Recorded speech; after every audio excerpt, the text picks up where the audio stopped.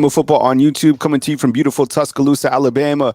Following Alabama's victory over the Auburn Tigers, I got Coach Shawn. He was going to join me today as we recap Alabama's latest victory. Coach Shawn, what's up, man? Welcome to the show. I appreciate you being here.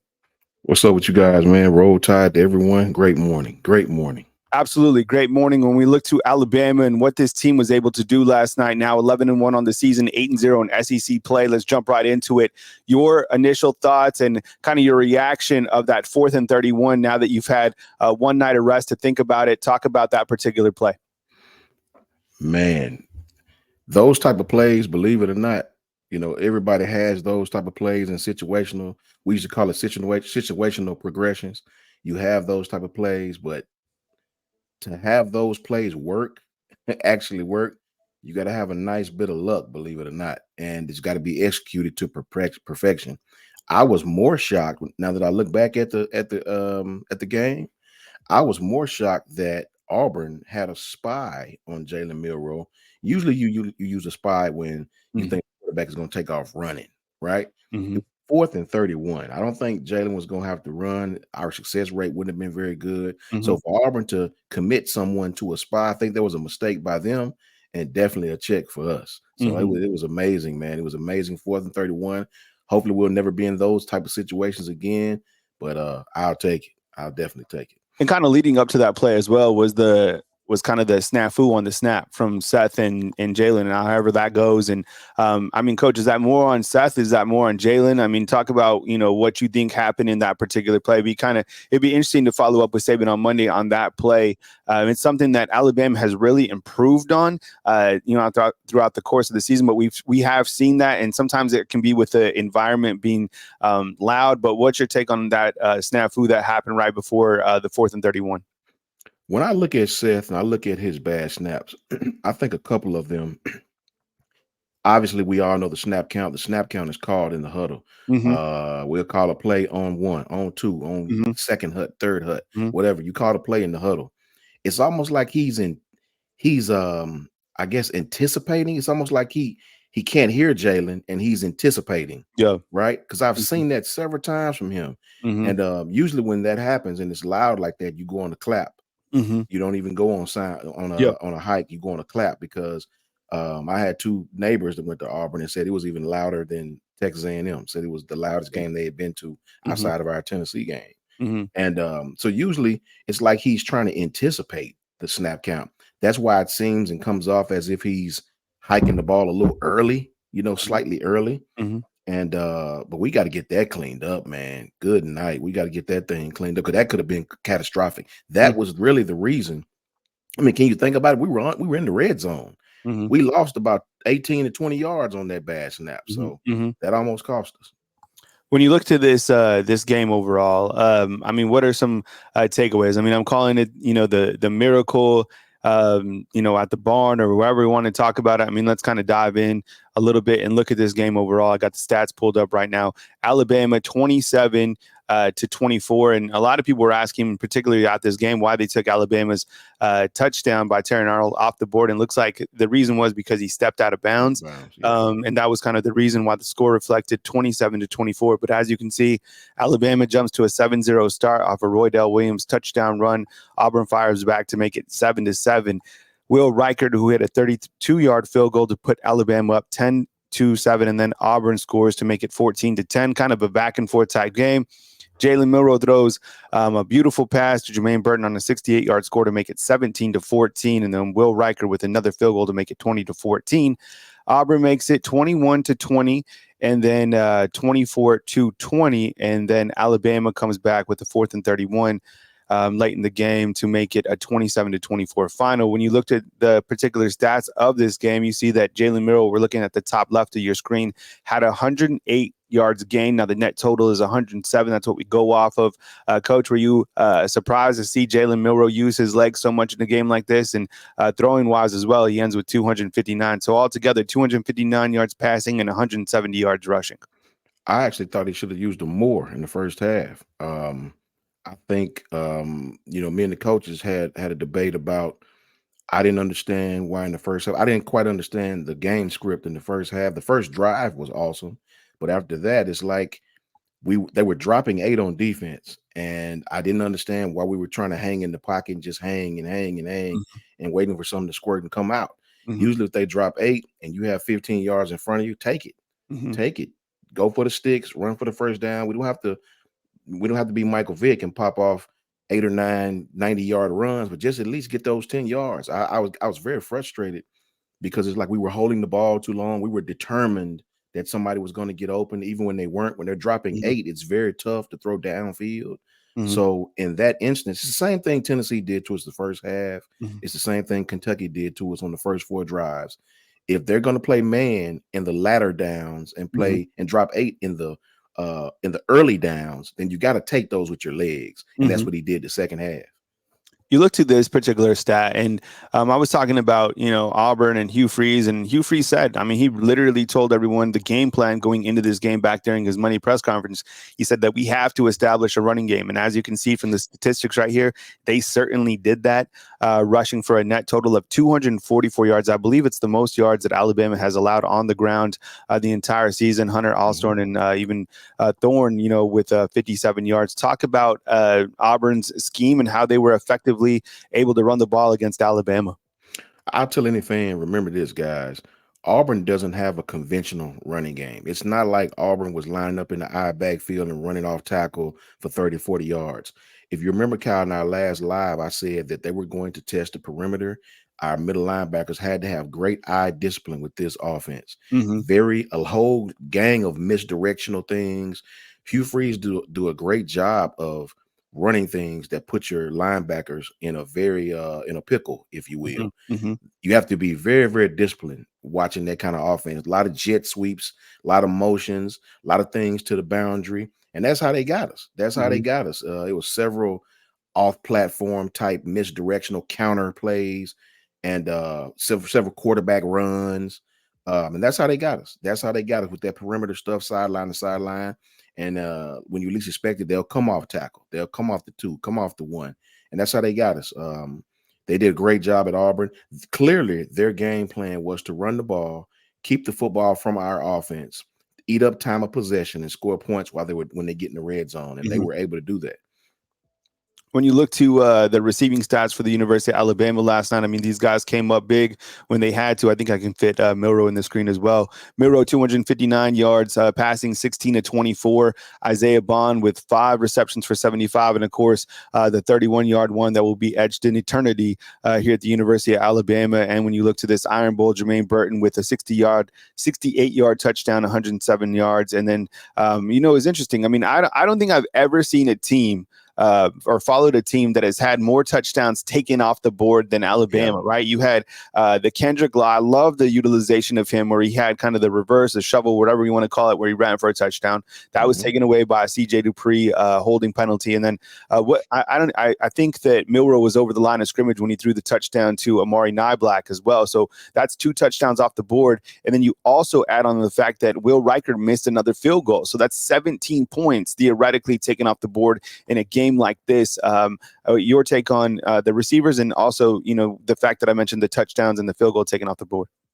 Man, that was an absolute perfect play call for that time. We caught them in man. They under pursued. You run a jet sweep back to the other side. That was the perfect play call. That was Steve Sarkisian-esque right there. And to have that taken off because of penalties was a killer. It was a killer. I think, man, when you're on the road like that, your focus has to be laser, right? We know going down there to that place is already going to be wonky and voodoo-ish. Yes. You gotta be locked in, man. Yeah. We really kept I tweeted this out on my little Twitter page. I said this game should be 21-0 right now. And I think at that point it was 14-10 or something like that, whatever it was. We should have had 3 possessions, 3 opportunities down there in the red zone to score 21 straight points, and to have 2 of them take them off the board was ridiculous. Absolutely ridiculous. And that's something that has definitely got to be cleaned up this week. Yeah, a lot of people trying to figure out kind of the title of this game, and someone inside the comment box, I think it's Kill Tack, he's saying the Hell Millie. I like that. And then thanks for the super chat. And then Marcus is saying on the 10th anniversary of the Kick 6, Alabama pulls off. Choose whichever you like, the Milroe Miracle, Nightmare, Jordan Hare, or the 4th and 31. I mean, you have the second and 26, now you have the 4th and 31. I mean, I like the miracle at Auburn. I mean, Coach, I don't know if there's like a title for this, but I think as we go through time, I mean, people are certainly going to, think about this game, and it's going to be remembered for forever. Everybody's going to know exactly where you were when this particular game took place. Coach, we talked about this going into this week, that Hugh Freeze has an ability to play Coach Saban really well. I mean, think about this particular stat, which is really scary. Someone was like, you're making him out to be the boogeyman going into this game. And I was like, look, they played 5 times and Hugh Freeze has beat him twice. That's scary enough, right? And he almost had an opportunity, should have last night, tied it up, the series being 3-3. I mean, nobody else in college football can say that. They went toe-to-toe with Coach Saban 6 times and were able to beat him 3 times. He had a great game plan. I mean, this guy practiced all season long to beat Alabama. This was kind of the world that everybody was looking at, was the Alabama-Auburn game, and following the game where Auburn lost against New Mexico State. By the way, a team that won its 10th game last night by beating Jacksonville State. I mean, do you think that this final score of Alabama versus Auburn will hurt the Alabama Crimson Tide going forward? I don't think it'll hurt us, because I think the powers that be, even the committee, as far as loopy as they are, they do understand this is a rivalry game, right? They understand winning at Auburn has been tough for us lately, and we're going down to the plains. I'll say this as far as Hugh Freeze go, man. When they hired Hugh Freeze, right, I knew this guy was going to be a problem, because what makes him good against us and the likes of Georgia and things of that nature is the type of offense Hugh runs gives base defenses like us, what we play, base nickel, base 3-4, whatever you want to call it. It gives them problems. The responsibility is not to get too deep in the schematics, but the schematics of our defense, from the jack to the middle linebackers to the defensive front, the type of offense Hugh Freeze runs gives us problems. It puts you in a bind, and it makes you make quick decisions from the middle linebackers on. Even schematically in the back end, it challenges you. It challenges you with the crossing routes they run. It challenges you with the perimeter runs they run. They'll run a ton of plays out of the different formations, but it's the same play, right?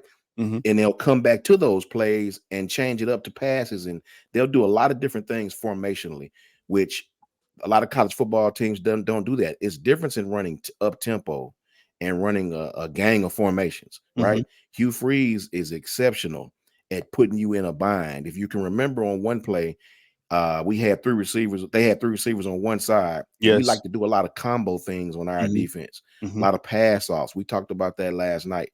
And Malachi Moore actually got stuck. Him and Kool-Aid actually was on the same receiver. They did that 2 times to us, and both times they left the wide receiver running wide open. So it confuses you. And they run up tempo, so they don't give you a chance to sub package. They don't give you a chance to put in personnel. Very good coaching job, great coaching job by Hugh Freeze, man. So that guy has done a lot against us with less. And the good news is we won the game. The bad news is that guy is going to get better. He's going to get better recruits. He's going to get better offensive linemen, better quarterback play. So he's going to be a problem down the road. This stat is amazing to me. Alabama has won 11 games in 12 straight seasons. I think that's just another testimony to the job that Nick Saban has done here at the University of Alabama. Will never be duplicated again. I mean, what he was able to do here at Alabama speaks volumes. I think that this season, as we've talked about many, many times, the coaching job that he's done with this particular group and how he's been able to transform them, mold them. This is the coach of the year. You can always say Coach Saban is the coach of the year, but this year particularly, I think he's done an incredible job and certainly is the coach of the year. Love to see what he's been doing. Here's the college football recap and the college football storylines following, I guess, week 13 of the college football season. Georgia 31, Georgia Tech 23 in a game where Georgia Tech scored 10 points there in the fourth quarter. Milton had 156 yards rushing on the ground with 2 touchdowns. Georgia riding a 29-game winning streak headed into this next game against the Alabama Crimson Tide. Ohio State 24, Michigan 30. Ryan Day now 1-3 versus Michigan. It'll be interesting to see where Ohio State falls in the next playoff rankings. Michigan 30, Ohio State 24. The player J.J. McCarthy, look, the guy made a couple of throws that were really big time. Doesn't throw the ball an overwhelming amount, but Blake Corum certainly a very dependable and durable running back, 88 yards with 2 touchdowns. Florida State survives Florida, actually trailing again at the halftime break. But under Rodemaker, they have 134 yards of passing, and then Benson had 95 yards with 3 touchdowns, and they beat Florida 24-15 on the Swamp. Florida State now 12-0 on the season. Washington survives Washington State off a last-second 42-yard field goal as time expired to win. Oregon 31, Oregon State, that took place on Friday night. Bo Nix, 367 yards, 2 touchdowns, ran for another touchdown as Oregon routed the Beavers. You have Texas and Texas Tech. That game also took place Friday night with Texas winning 57-7. Quinn Ewers throwing for 196 yards, and Blue ran for 121 yards on the ground. And then Bama defeats Auburn 27-24. Milroe throws for 259 yards, a 4th and 31 miracle. And before we get to talking about Georgia, let's kind of look at, kind of the college football playoff race, Coach. And here are the teams and how they sit right now. These are the rankings as of, these last rankings. So I have a couple questions for everybody that I'm going to ask you inside the comment box. But, Coach, Georgia is now 12-0. Michigan 12-0. Florida State 12-0. Your initial kind of look at the top 8 right here on the board. Hey, man, I've been preaching it every week. I'm the biggest Bama fan, but it's not looking good for us. That's just my humble opinion, right? I pray that I'm wrong about this. We're going to need some help. We're going to need some help, guys. That's just what it is. I don't think beating Georgia's enough. And they're showing you that, right? You have to learn each committee show what they're looking at. They hadn't moved us at all. And obviously we have one coming up on Tuesday. We're still behind Texas. We're still behind Oregon. If those 2 teams win out, I don't see us jumping them. I mean, they're showing you what they value, guys. I have some people that hit me on the Twitter that they think we're going to go from 8 to 4. I don't see that at all, because if that's the case, they would have moved us after the LSU game while Texas struggled. You think they're going to move us when Texas is winning, beating the brakes off people? No, they're not going to do that, man. Texas beat us head to head. They're going to value that. The only way I can see us having an opportunity, and I think Louisville will beat Florida State. Louisville just lost. This is a good thing. Kentucky beat Louisville, right? So after Louisville beats Florida State, they're done. They're out of there. They're looking for any reason to get Florida State out of there as it is. We need Washington to defeat Oregon. Washington will be in, right? But Oregon will have 2 losses. They're done. If that's the case, then you have the Big Ten champ. I hope the SEC champ. I hope Texas, and maybe another, and the Pac-12 champ. That's the only way we can get in. We need for Washington to beat Oregon and Florida State to lose to Louisville. If those 2 teams lose, I do think if we beat Georgia, then we'll be in. But it's all the committee, man. Even Danny Cannell is hating on Alabama, talking about Georgia's going to boat races. What he's doing is reverse psychology, though. He's trying to hype the Bama team up to beat Georgia, because he's of the mindset if Alabama wins, the SEC won't have a representative. Yeah. So we need some help. We need a few blocks to fall our way still. I have a couple playoff questions, and I want you guys to answer these inside the comment box as well. And if you guys have a couple of other questions that you think I should add to this board, then go ahead and throw them in. So I'm going to just start up top, Coach, and let's just kind of rapid fire through these. I'll ask you, and then I might give you some feedback as well. But here are my playoff questions as I was getting ready for the show right now. The best undefeated team right now, and as Kendall is saying inside the comment box, I thought the committee's job was to rank the 4 best teams. That's what we've been saying. That's something that I've been harping on the entire time. It's like the 4 best teams up to this point. And so one of my questions is going to get to that as well. Coach, the best undefeated team, can you rank those teams just off the top, off number 1? Who's 1, 2, 3, and 4 out of those top 4 teams? Easy. Georgia's 1, Washington's 2, Michigan's 3, Florida State's 4. All right, what do you guys think inside the comment box? Do you agree with Coach? Is it Georgia, Washington, Michigan, and Florida State? Sound off inside the comment box. Who is the best undefeated team right now in college football out of those 4 teams that are listed? Okay, I think for me, and I'm kind of looking at this maybe from a committee standpoint, because these guys have been in love with the Big Ten, and I think the fact that they've been kind of riding on Michigan, the fact that Michigan's AD is also on that board, even though he has to recuse him from talking about Michigan. I think that Michigan is going to be number 2 behind Georgia, and I think that they love style points and they love the defensive style points that Michigan has. So I'm going to go number 1 Georgia, number 2 Michigan, number 3 Washington, and number 4 Florida State. Washington should have lost these last 2 games of the season, found a way to win, including last night against Washington State. Okay, Coach, who is the best one-loss team here? You got Bama, Ohio State, Texas. And when I'm asking this question, I'm asking this as of today. Like, if these 2 teams, or if these teams were to play each other in some sort of round robin this coming Saturday, who comes out victorious? Bama, Ohio State, Texas, and Oregon. I think right now, today, Alabama is the best one-loss team. I think that's not even close. I think if I had to rank them, it'll be Bama. I would go Texas next, Oregon, then Ohio State. Ohio State was not impressive. Michigan is not impressive to me. Their back end, I think Washington would kill them with those receivers on their back end. I would go Bama, Texas, Oregon, Ohio State. Easy. And I think before I get to my number 3 question, I want to hop to number 4. Do you think that this final score is going to hurt Alabama? And I know I asked you that before, but now that when you're looking to the one-loss teams, considering the fact that Texas won big against Texas Tech, and considering the fact that Oregon is rising and that they've won 6 in a row, defeating Oregon State, a team that the committee certainly loves, do you think that they're going to put a higher value on those style point wins as opposed to a rivalry type game? Look, I said it. I have a video. You can go watch my videos. I was like, do not take Auburn lightly. And I would say that kind of to everybody, because that rivalry game, that was voodoo type stuff. Like, the things that were happening in that game were out of everybody's control. And Coach Saban even said after the game, he's like, there's been some strange things that have happened here.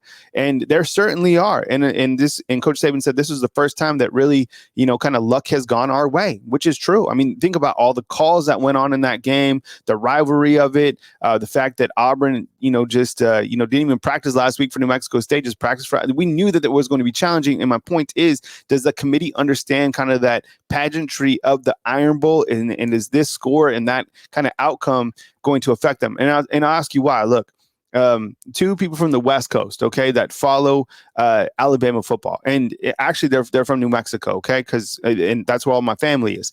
But this is and they follow me because I follow, now I cover Alabama and all this stuff. And they text me like, "Wow, New Mexico State could hang with Alabama, right?" And I was like, "Man, no, no. The Aggies are more than welcome to come up here to Tuscaloosa again. I'd love to see some of my friends again." Like, no. This is the Iron Bowl. And I think the national media and the people on the committee are going to feel the same thing. They're going to be like, "Oh, well, New Mexico State beat them by 21, and Alabama had to have a 4th and 31 miracle to beat Auburn." No.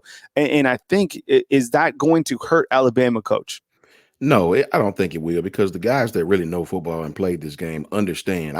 I've said it 4 or 5 times right there with you, Kyle. The New Mexico, it's so easy, guys. I cannot explain to you how easy it is when you have a huge game in 2 weeks, but you have a cream puff in the middle of those games. You everything you do is for the game 2 weeks away, right? And what happens is you look over the next game. Those guys are coming in here. They have something to prove.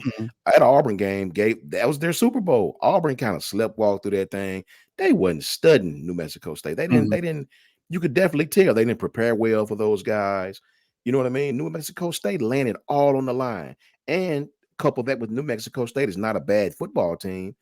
That's where it has. Now, I think the powers that be can hold that against us if they want to find a negative and a chink in our armor to make a case for somebody else, right? Well, look what they'll say just exactly what you just said. But the real football purists that understand rivalry games, that understand the Iron Bowl, that understand how it is to play at Auburn, they'll understand. I mean, this guy, Georgia beat this team 27-20. 24-20, 27-20. So very similar game to the number 1 team in the country, right? So, you could hold that against us, but I don't think they will. Not in a rivalry game. And okay, now jumping back to my number 3 question, Coach, is the toughest conference in college football is which conference? And I kind of asked that, and I want you guys to understand too that Louisville, a team that the committee loves, and they love Florida State, and they're really impressed with their win over North Alabama by them scoring 58 points, and they love Louisville, and they're in the top 10. Well, guess who they lost to? And I get it. It's a rivalry game as well, but they lost to Kentucky, a team that Alabama and Georgia have absolutely destroyed on the season. So maybe that's the rivalry game and that's thrown out the wall or whatever. But I'm just saying, like, Florida was having a tough time with Florida State. Can you imagine what I mean? I get it. They're a different. They're a different team. I'm about to ask that about Florida State, but the toughest conference in college football is who, Coach? It's the SEC. Thank you. And that's not even being a homer. Florida State is a top 4 team. Let you guys tell it, right? Well, Florida almost beat them. Florida actually play. I know that's a rivalry game, but Florida's terrible. Let's just be honest. Florida's terrible, right? You look at Clemson and South Carolina are about tip for tap. You know what I mean? That was a toss up. Clemson won that game. You look at Louisville. Louisville's another top 10 team, right? Kentucky beat them like they stole something. So, you know, I mean, come on. What we talk? If you're talking about top to bottom, it's not another conference like the SEC right now. Sure, you could go to the Big Ten and picked out teams that are exceptionally good. You can go to the Big 12 and pick out a team or two. You can pick out 1 or 2 teams in every conference that'll have some success against everybody, right? But when you're talking about top to bottom, from the worst team to the best team, it's not another league that go through the gauntlet like the Southeastern Conference, and they know that. That's why they're trying exceptionally hard to make a case to keep Bama or if we win, to keep us at number 8. And they know that. They know that. That's why Steve Sarkisian, to his credit, is using that Bama win in every conversation that he talks. He uses that as a talking point, and I would do the same thing. You know, that's the best win in the country to me right now. And I'm curious to see what type of feedback the Kentucky AD, his name is Mitch Barnhart. He's on the committee. He's a lone rep for the SEC. What is his feedback going to be on Tuesday when he meets with the guys, or when he's talking with the guys over the next couple of days about the playoff teams and how his team was able to beat? They're going to be like, hey, Mitch, you saw Alabama play, right? Oh, yeah, I saw Alabama play. And you saw Georgia play too, right? Yeah. And did you see Louisville play from the ACC? Yeah, I saw him. Was there a big difference in a top 10 team that we have and a top 8 team? Because we had Louisville at number 10 and we have Alabama at 8. Do you feel that those teams are ranked evenly enough? Oh, Mitch Barnhart would be like, oh, no. Alabama beat Louisville by whatever they wanted to. 52-0, 66-0, whatever. So he might have a really good card, Mitch Barnhart, who's the Kentucky athletic director. All right, let me ask you this about the ACC. Is Florida State a playoff type team without Jordan Travis? Absolutely not. Absolutely not. But if they win the ACC, they're not going to keep them out, guys. They're undefeated. They're an undefeated champion. And if they win the ACC, I'm not even going to be mad that they put them in, because it's supposed to be the 4 best teams. We all know that. But when has it ever? When has it ever? Was it the 4 best teams last year? No. Or was it the 4 most deserving teams last year? So, you know, no, they're not a playoff team at all. But if they go undefeated and win the ACC, how do you keep them out? Yeah, I know. And I think the committee kind of has like a soft spot for the most deserving. And they'll be like, okay, well, Jordan Travis. And look, our thoughts or prayers are with the dude. The dude's absolute baller. There's nothing against him. It's against like the overall quality of the team.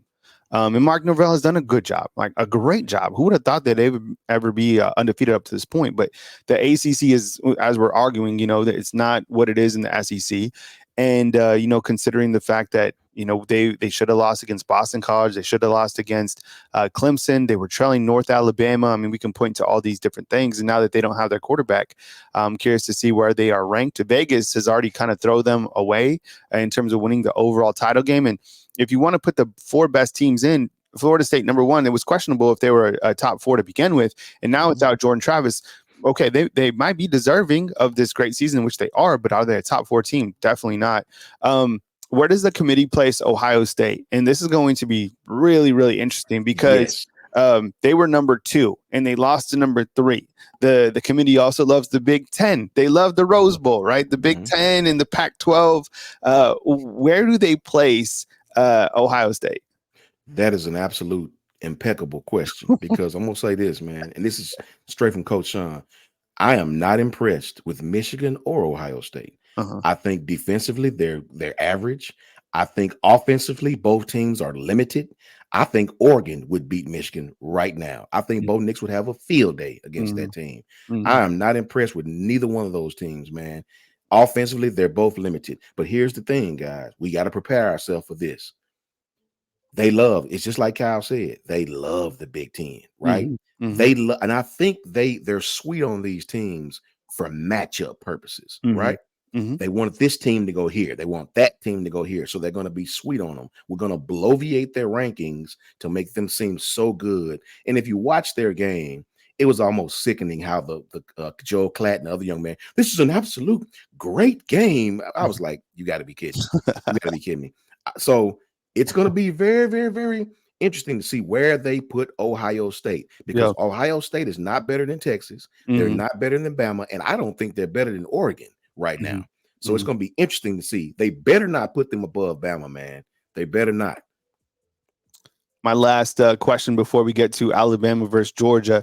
And by the way, if you're watching, look for the SEC coaches teleconference. I'm going to make sure that is taken and properly uploaded right to our YouTube channel. That'll be at 4 p.m. Central Time. You're going to have Kirby Smart answer questions from the media for 20 minutes. And then you're also going to have Coach Saban answer for 20 minutes as well. And I will keep you posted on the schedule of this coming week. So Monday, I'm anticipating to have Coach Saban at the podium, but things could change because it is a different week, being that it is the SEC championship game. So stay tuned for notifications. Sometimes I drop updates on Twitter and then also right here in the community tab on YouTube. I appreciate you guys being here. Definitely give us a thumbs up, like, and subscribe. So, Coach, before we start talking about Alabama versus Georgia and kind of looking at the early SEC title game, aka the real title game taking place in the country, has the Pac-12 clinched a playoff spot? And the reason I'm asking you this is because this committee loves Oregon. They love the style points. They love the fact that Bo Nix is balling out of control, and he really is. The guy is having a great season.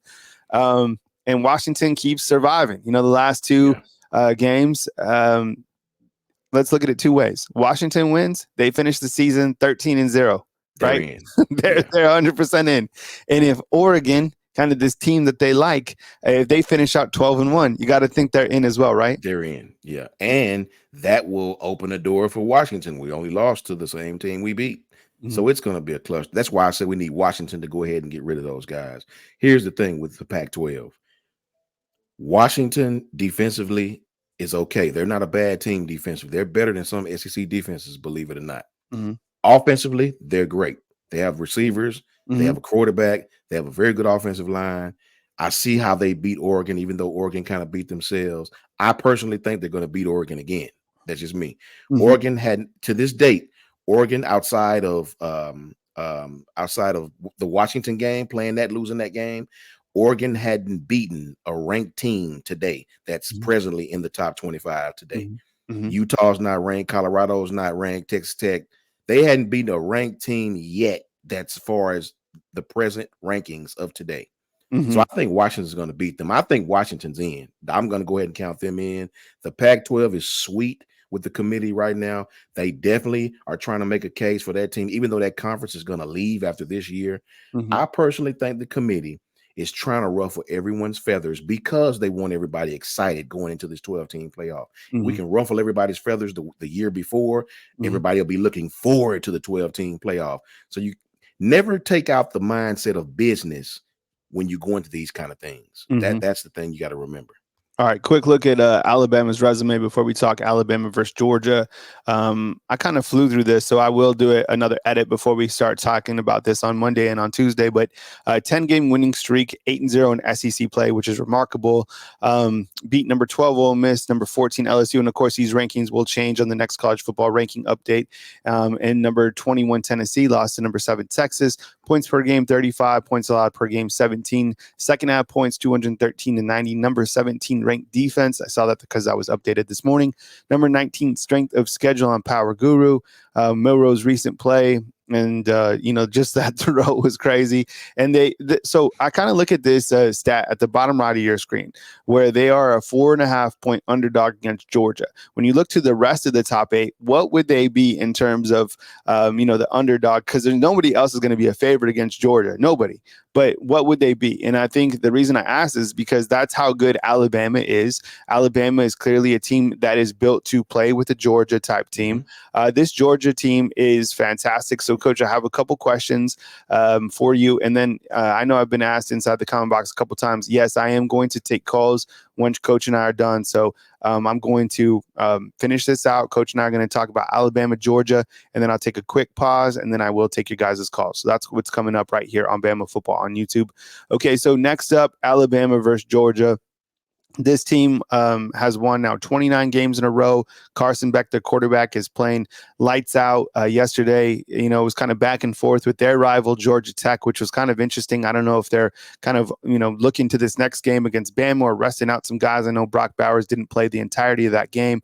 So what's at stake, Coach? I know it's that's an easy question, but what's at stake in this game, and what's kind of your early assessment of Alabama versus Georgia?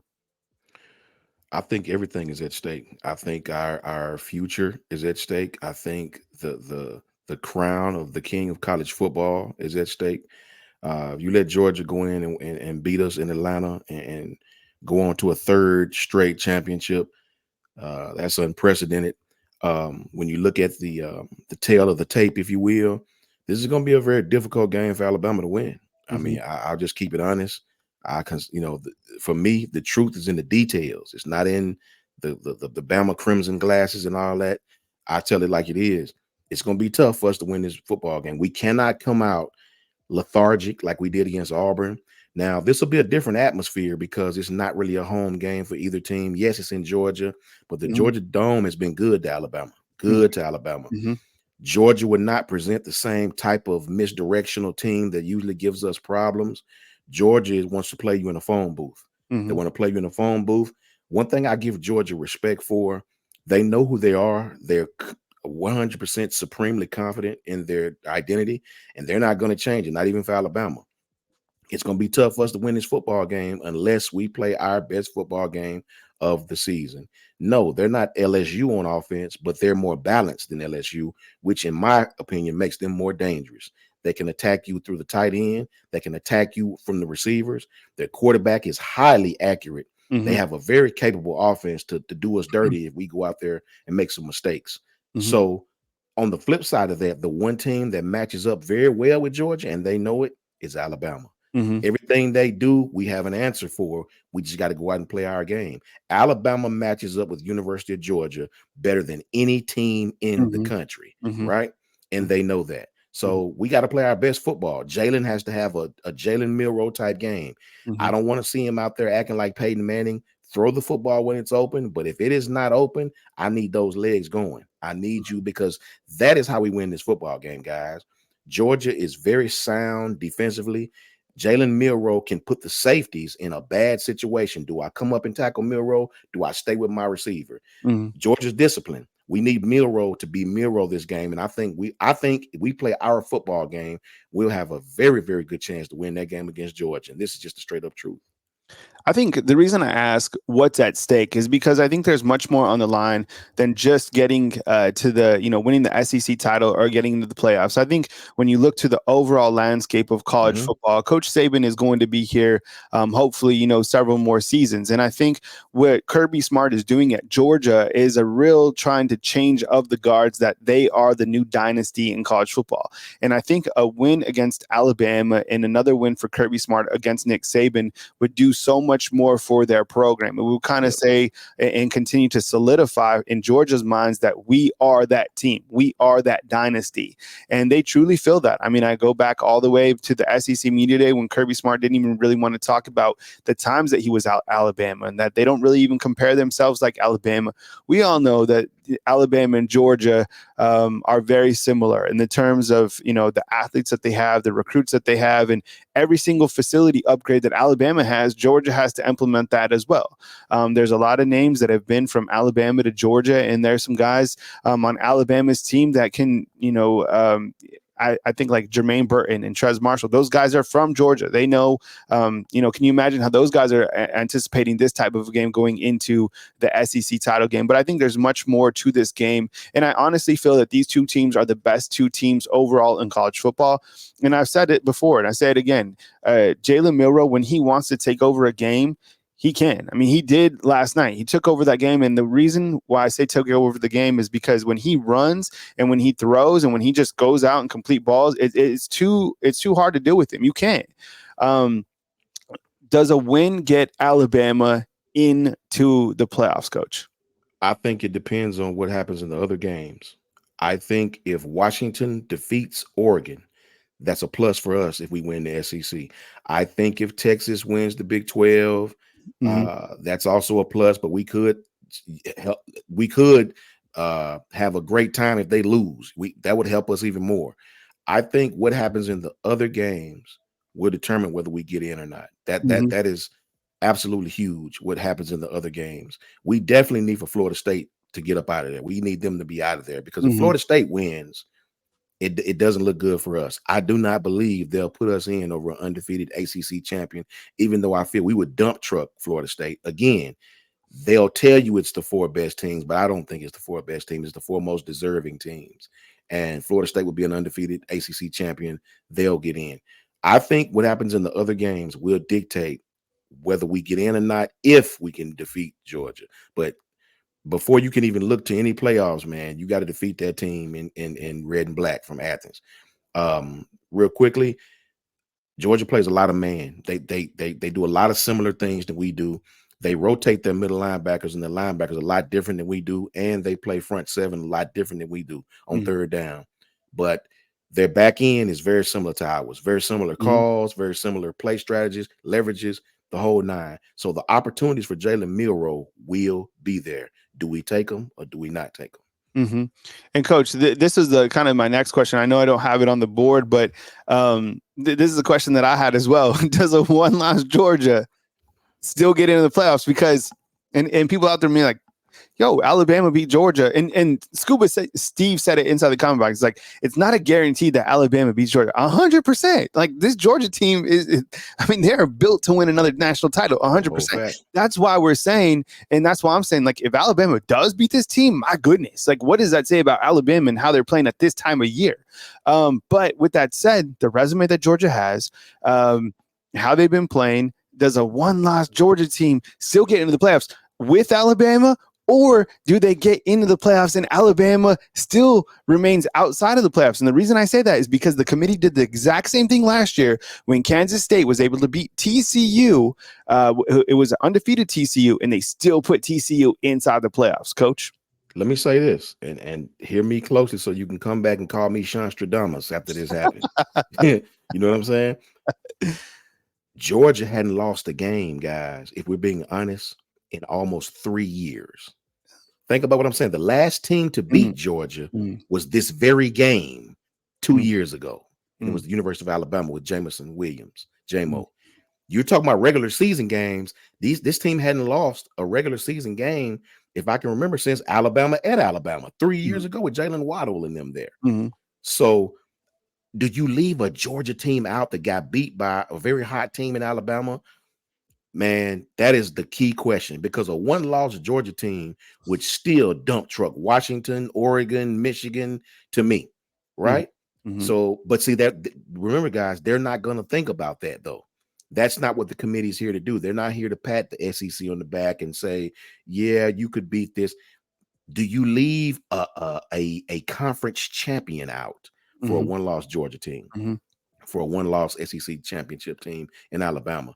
It's just a cluster, man. What I think is going to happen, I think, and I'm going to say, if we beat Georgia, if we beat Georgia, it hurts to hear this, but if Texas keeps winning, if Washington keeps winning, we need Oregon to lose. That'll be a way in. But if Oregon wins and Texas wins, We are not jumping those two. They have shown you that, guys. Mm-hmm. People say we're going to go from 8 to 4. No, it's not. It's not. It don't work that way, guys. Mm-hmm. They've shown you. Notice how they've kept us, Oregon and Texas, in the same little bracket. No matter how good we look or how bad Texas look, they're Mm-hmm. not going to all of a sudden let you just jump two other conference champions. Mm-hmm. One of them you lost to, right? Mm-hmm. They've told you on every show we value head to head. Blah blah blah Mm-hmm. blah blah blah.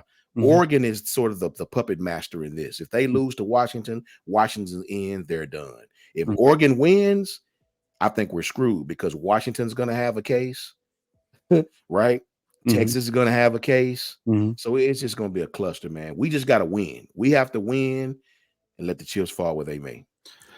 Let me ask you this, Coach, before I ask you about Brock Bowers and trying to stop him. I don't know if you can stop him at all. You can try to contain him. But, okay, so you have all the big conference championships taking place, okay? What is the granddaddy of them all? I know they use that for the Rose Bowl, but what's the biggest deal? What are all eyes going to be on? Is it going to be, let me just read these out, okay? Is it Oregon and Washington? You're like, okay, another rematch. That is exciting for sure. Is it Michigan and Iowa? You're like, Iowa, can they even score a point in that game? Is it Louisville and Florida State?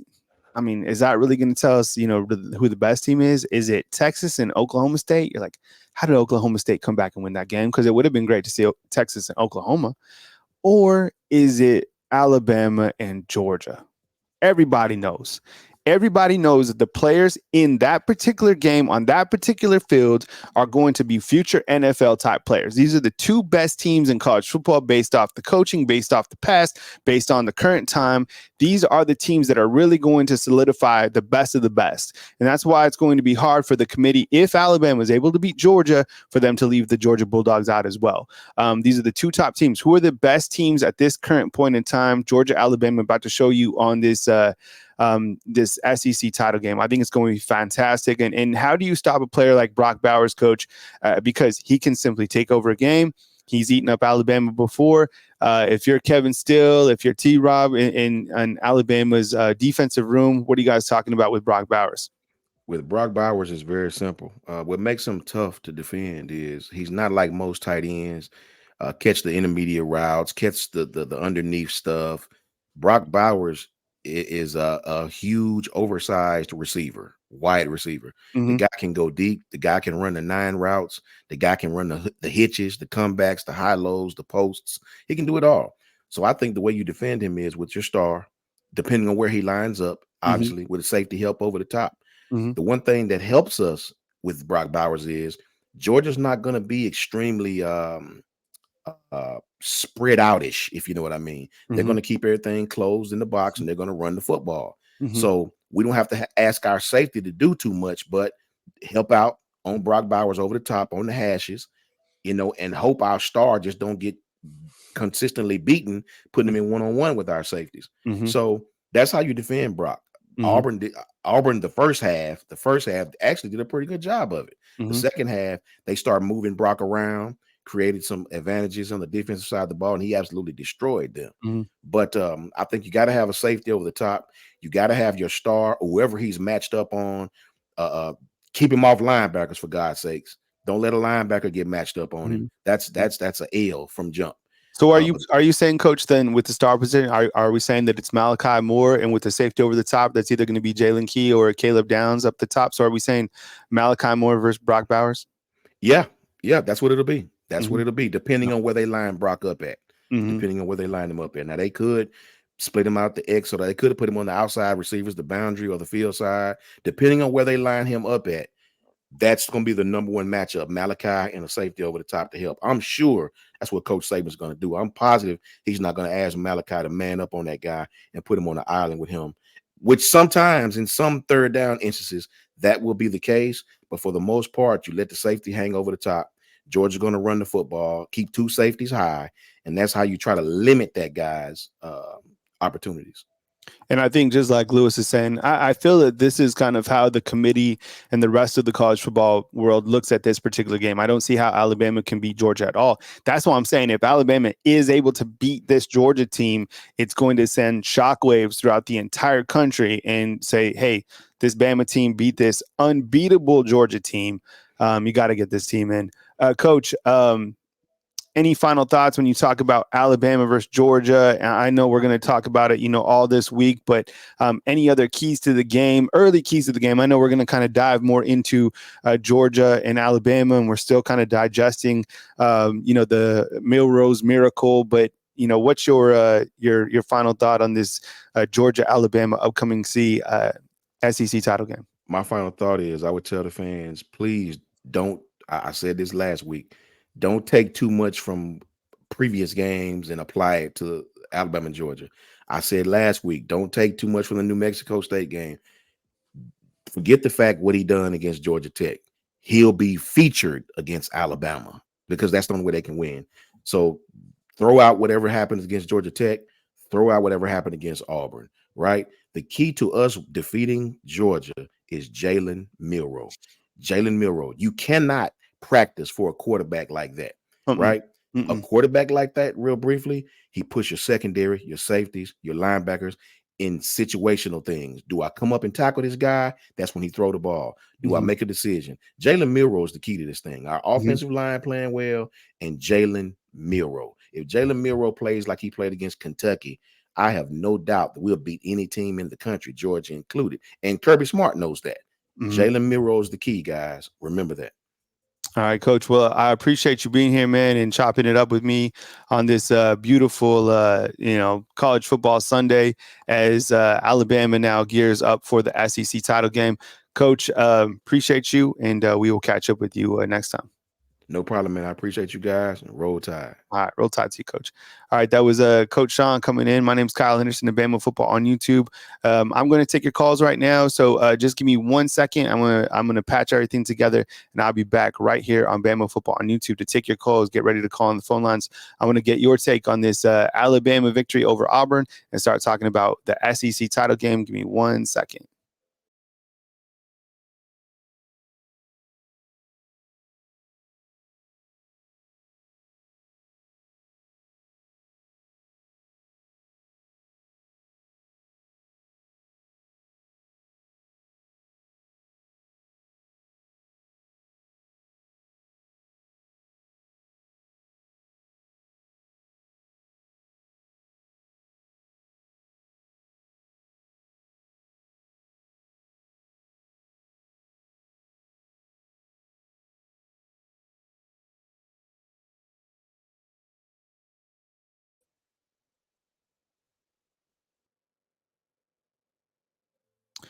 All right, we'll go right to the phone lines. I got 5 lines open. So when you guys call in, we already have 5 callers in the queue. We got a 251, a 973, a 251, a 256, and a 731 with the quick fingers.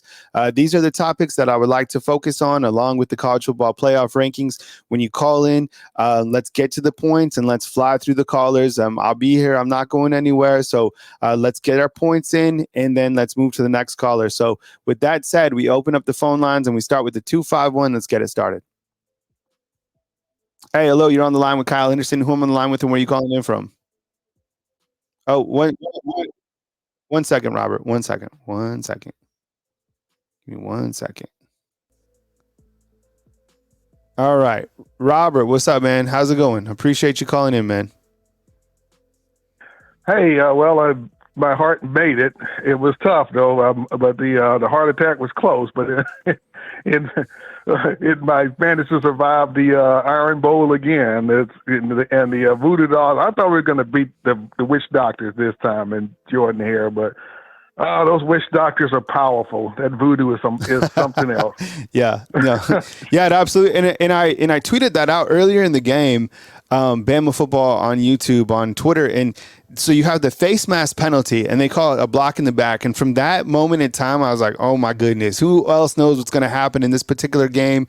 And then you have a couple other calls that were just odd. I mean, the Jermaine Burton, his foot was in what part of his shoe was out of bounds, right? It's like the dude caught it. He was wearing white cleats, and you could see almost the outline between like the green grass and the out of bounds line. I mean, a lot of calls in this game. It's just, look, forever. I never want to go into that game saying that whoever's going to win, because we just do not know who is going to win that game or the outcomes.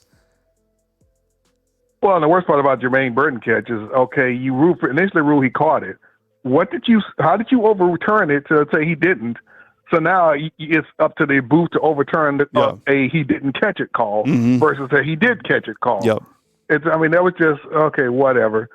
I heard Coach and you guys talking yesterday on the post-game show, and the coach was totally right. They got into a bit of a debate about Milroe's indecisiveness about running, but Coach was right. There was a lot of opportunities that, Milroe, he got 100 and some odd yards rushing. That's great. But, man, 150 to 200 yards was on the table that you could have got. And it was like, especially that 4th and forever. I like to call it 4th and forever myself. I rewatched it. It's like it should never have been 4th and forever or 4th and 31. It should have been at most 4th and 10, because you had a lot of green grass between you and the end zone, and you'd have gotten 10, 15 yards easy before you engaged anyone, and you decided to throw up beyond the line of scrimmage.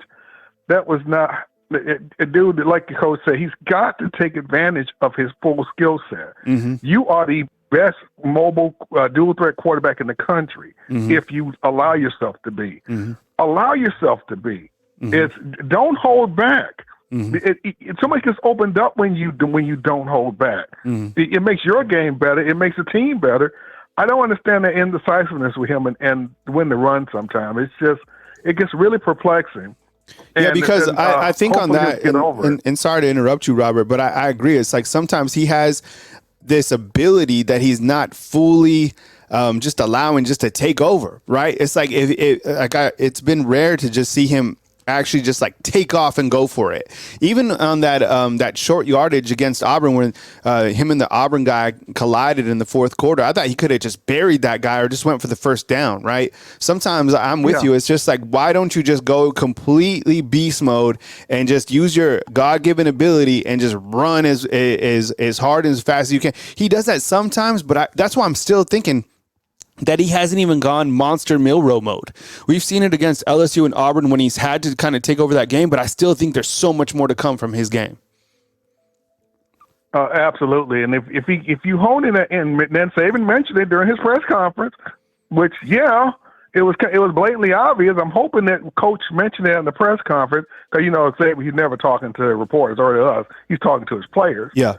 So I'm hoping he tells you that without directly telling you that. That it clicks now, dude, because we really, this is gut check time here. Now we need it. We need every ounce of Monster Milroe you can give us. Don't hesitate. Take off. Get us that 5-10 yard and the underneath stuff. Hit that underneath stuff. We don't need hero ball. We need a good game managing throws and game managing plays that keeps the ball away from the other team, especially with Georgia. If you do that, dude, you will make yourself an NFL quarterback. Yeah, I know you think you think the NFL wants you to sit in the pocket. No, that's the old NFL, my friend. The new NFL wants the Lamar Jackson. Yeah, they want the Jalen Milroe. So no, the game has changed in the quarterback position, and you need to hopefully you see that and you show the full skill set. You do that, you can make yourself first round draft pick. But it was the style points hurt us again, because that's the only thing that's got Oregon over us are those style points that we haven't managed to get, but Oregon had. But I disagree with Coach on this. If Alabama beats Georgia and Oregon, we need Oregon to beat Washington, because there is no case for Oregon being over Alabama. There is no legitimate case based on resume, which they keep telling us. Alabama's resume trumps Oregon's resume, and we will have the ace, and we have the ace of spades beating Georgia, or the big joker, if you want to say the big joker. We'll have laid down the big joker beating Oregon, beating Georgia. Yeah. That should win the game. Win the game for it over Oregon. So we need Oregon to win and to beat Washington. The undefeated Washington, okay, all bets are off. You got undefeated conference champions all over the place. Forget about it. Mm-hmm. But if we get a one-loss Alabama and a one-loss Oregon, and you look at the resume honestly, because this is your own rankings committee. Alabama has beaten Ole Miss and LSU, which is better than any win. And we will have beaten Georgia, which will be better than any win that Oregon had. Oregon will only have 2 ranked teams, and really Oregon State will be probably out of the top 25 in their last poll. So if you go off your last poll, Oregon would have only beaten 1 team in the top 25, and that will be Washington. Mm-hmm. Alabama will have 3. Mm-hmm. Come on, give me the math. If they do that, they will send the message they want the SEC out because they know the SEC will win again. That's the only message you could be sending at that point. Yeah, and I think I think you bring up a really good point. And even though that Oregon is currently ahead of Alabama, I think if Alabama is able to win the SEC title and beat number 1 Georgia, and Oregon is able to beat an undefeated Washington, I think when those 2 teams are now side by side, you look at the quality of Alabama's wins, and as you mentioned, Tennessee, Ole Miss, Georgia, those teams are going to be the ranked wins that Alabama has on their resume, including the number 1 team in college football. And when you look to Oregon, who have they beaten? They've beaten a number 4 Washington, and that's it.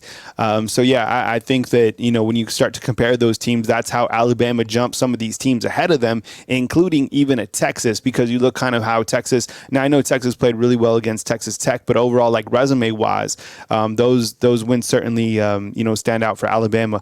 All right. Robert, before I move to my next caller, man, any opening thoughts about Alabama versus Georgia? Yeah, like Coach said, it comes down to Milroe. Dude, no more indecision. No more indecisiveness in the run. Hopefully, they'll show you the film. They'll show you the tapes. Yep. They'll show you the places where you had open space and you didn't take it. They're like in that 4th and 31, it was a great play to watch, but it should never have happened because it should have been 4th and 10 at the most. Mm-hmm.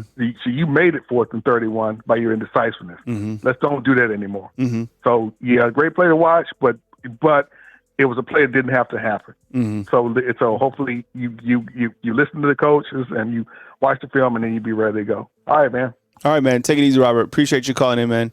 All right, that was Robert calling in from Mobile. We have a 973 and 251-256 in an open line. 973, let's do it. I appreciate you being patient. Hey, how's it going? You're on the line with Kyle Henderson. Who am I on the line with, and where are you calling in from? Kyle, Chris from New Jersey. Hey, what's up, Chris? I appreciate you calling in, man. Welcome to the show, man. Take it away.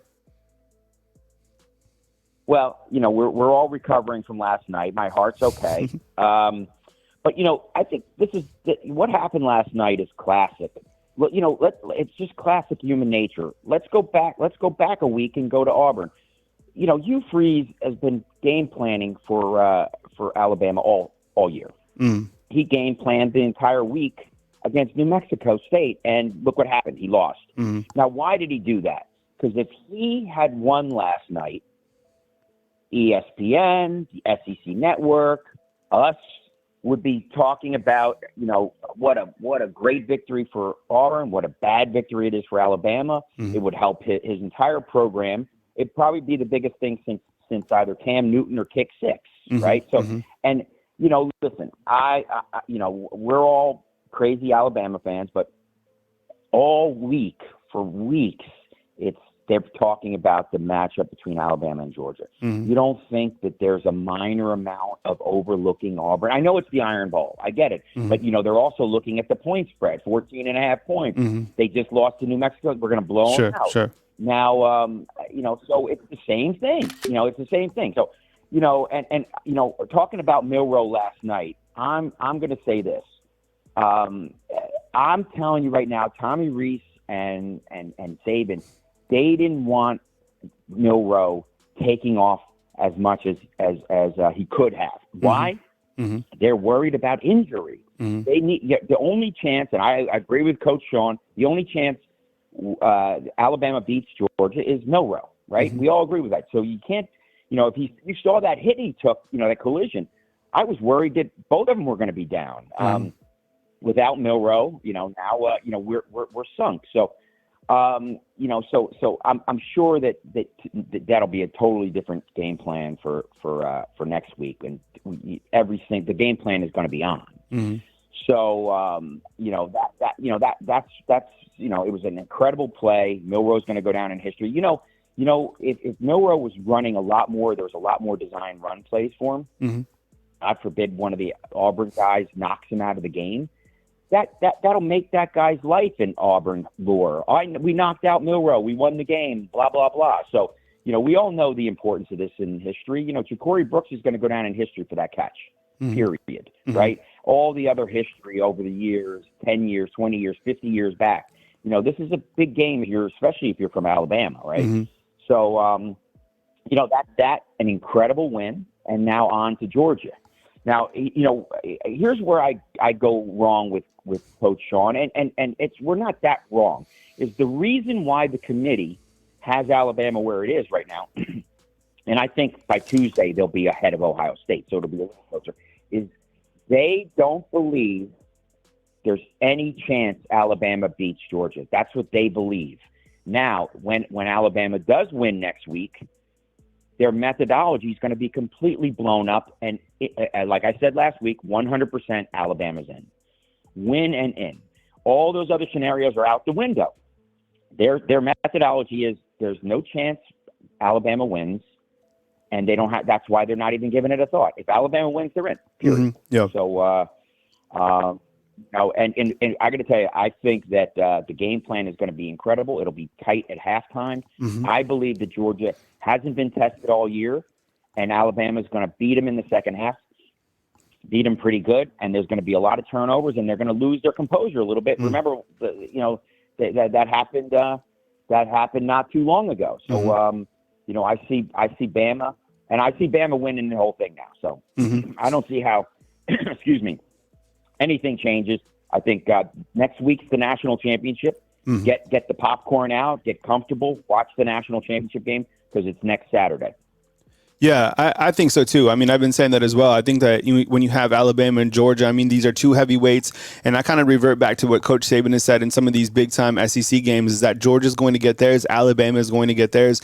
And it comes down to the team that can play the most consistent football for 4 quarters of play. Now, one of the things that's a little bit concerning to me, and I don't think it's that big of an issue, but something's going on with Will Riker. And I'm not sure what it is, but to be able to miss 3 field goals within this kind of back-end stretch is a little bit concerning to me. You go into a game like this, you need everything to be buttoned up on all facets of the game. Don't think it's too much to worry about, but him missing another field goal last night was a little bit strange to me, in my opinion. When you look to these two teams overall and how they match up, I mean, Alabama is one team that is built to beat Georgia. I think Georgia, they played a soft schedule for the majority of the season. It wasn't until the end where they were, faced with some challenging games. Missouri, Ole Miss, and Tennessee were able to win again against Georgia Tech in the back end. And one of the things about Georgia that I think will really challenge Alabama is the fact that Carson Beck is playing at a really high level, and they have receivers and a tight end to spread the football out, and then they have Milton who can really run the football as well. So they're a balanced type team. With that said, I think that Alabama's defense has been tested this entire season. We talk about this every single week, the teams that they have faced on the offensive front and the job that Kevin Still and that entire group has done week by week, making second half adjustments. Kirby Smart knows what's at stake, and that's why I was asking everybody or asking Coach Shawn, what is at stake? And I think there's much more than just the SEC title and the playoffs. I think it goes way past this. I think it goes to recruiting. I think it comes to this entire bad moon rising that Georgia has certainly become. We all knew that Georgia could be this team eventually, and to now see them with another opportunity to climb one more step higher on this college football mountain, that's something that Kirby wants, and to be able to beat Nick Saban again would be certainly impressive. Chris, any other final thoughts regarding the Iron Bowl? Maybe your where were you on 4th and 31? What was going through your mind? Had you cashed it in? Were you? Did you still have faith? Kind of walk us through your 4th and 31 moment. All right, I'm gonna come clean. I'm gonna tell you the truth. I was flipping out. I was absolutely. My wife, my dear wife, who has to watch these games with me and keep me.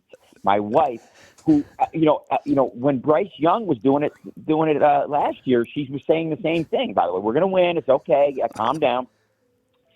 And I watched the catch, and my wife literally looked at me and said, "I told you."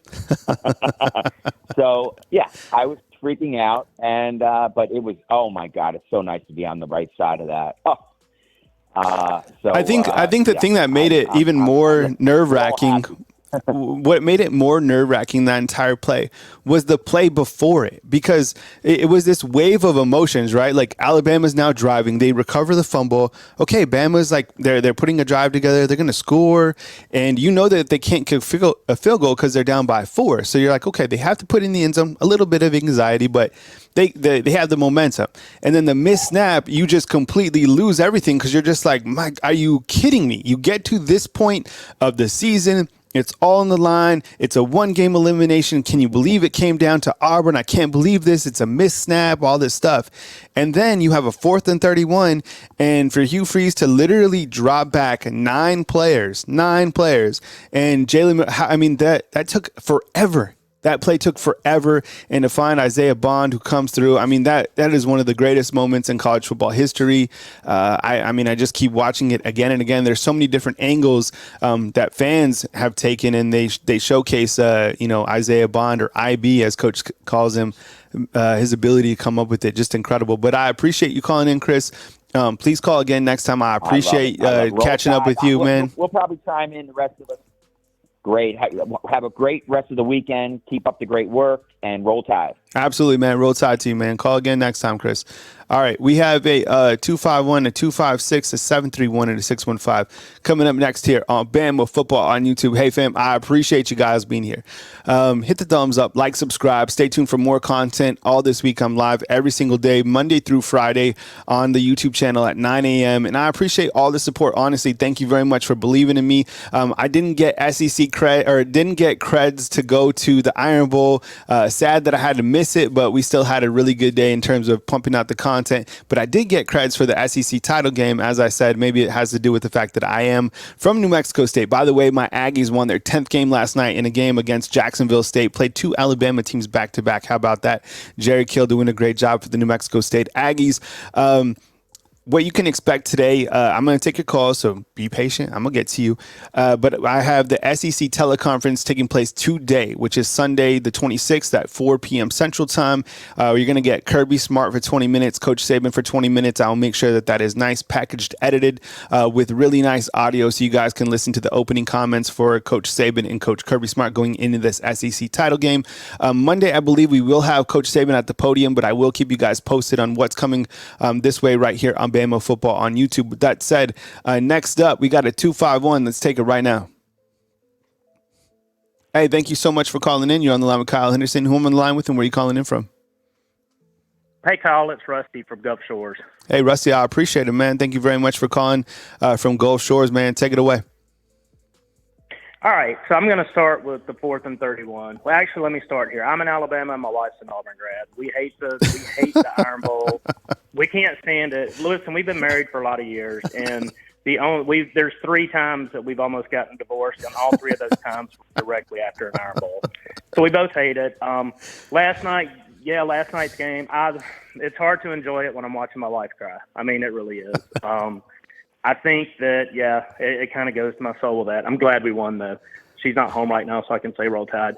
But as far as the topics, my thought is this, is when it comes to the college football playoff rankings, I think you're going to see a lot from where they rank Ohio State. I think that it's going to be difficult for us to get in, even beating Georgia. I think that Texas is going to have to lose.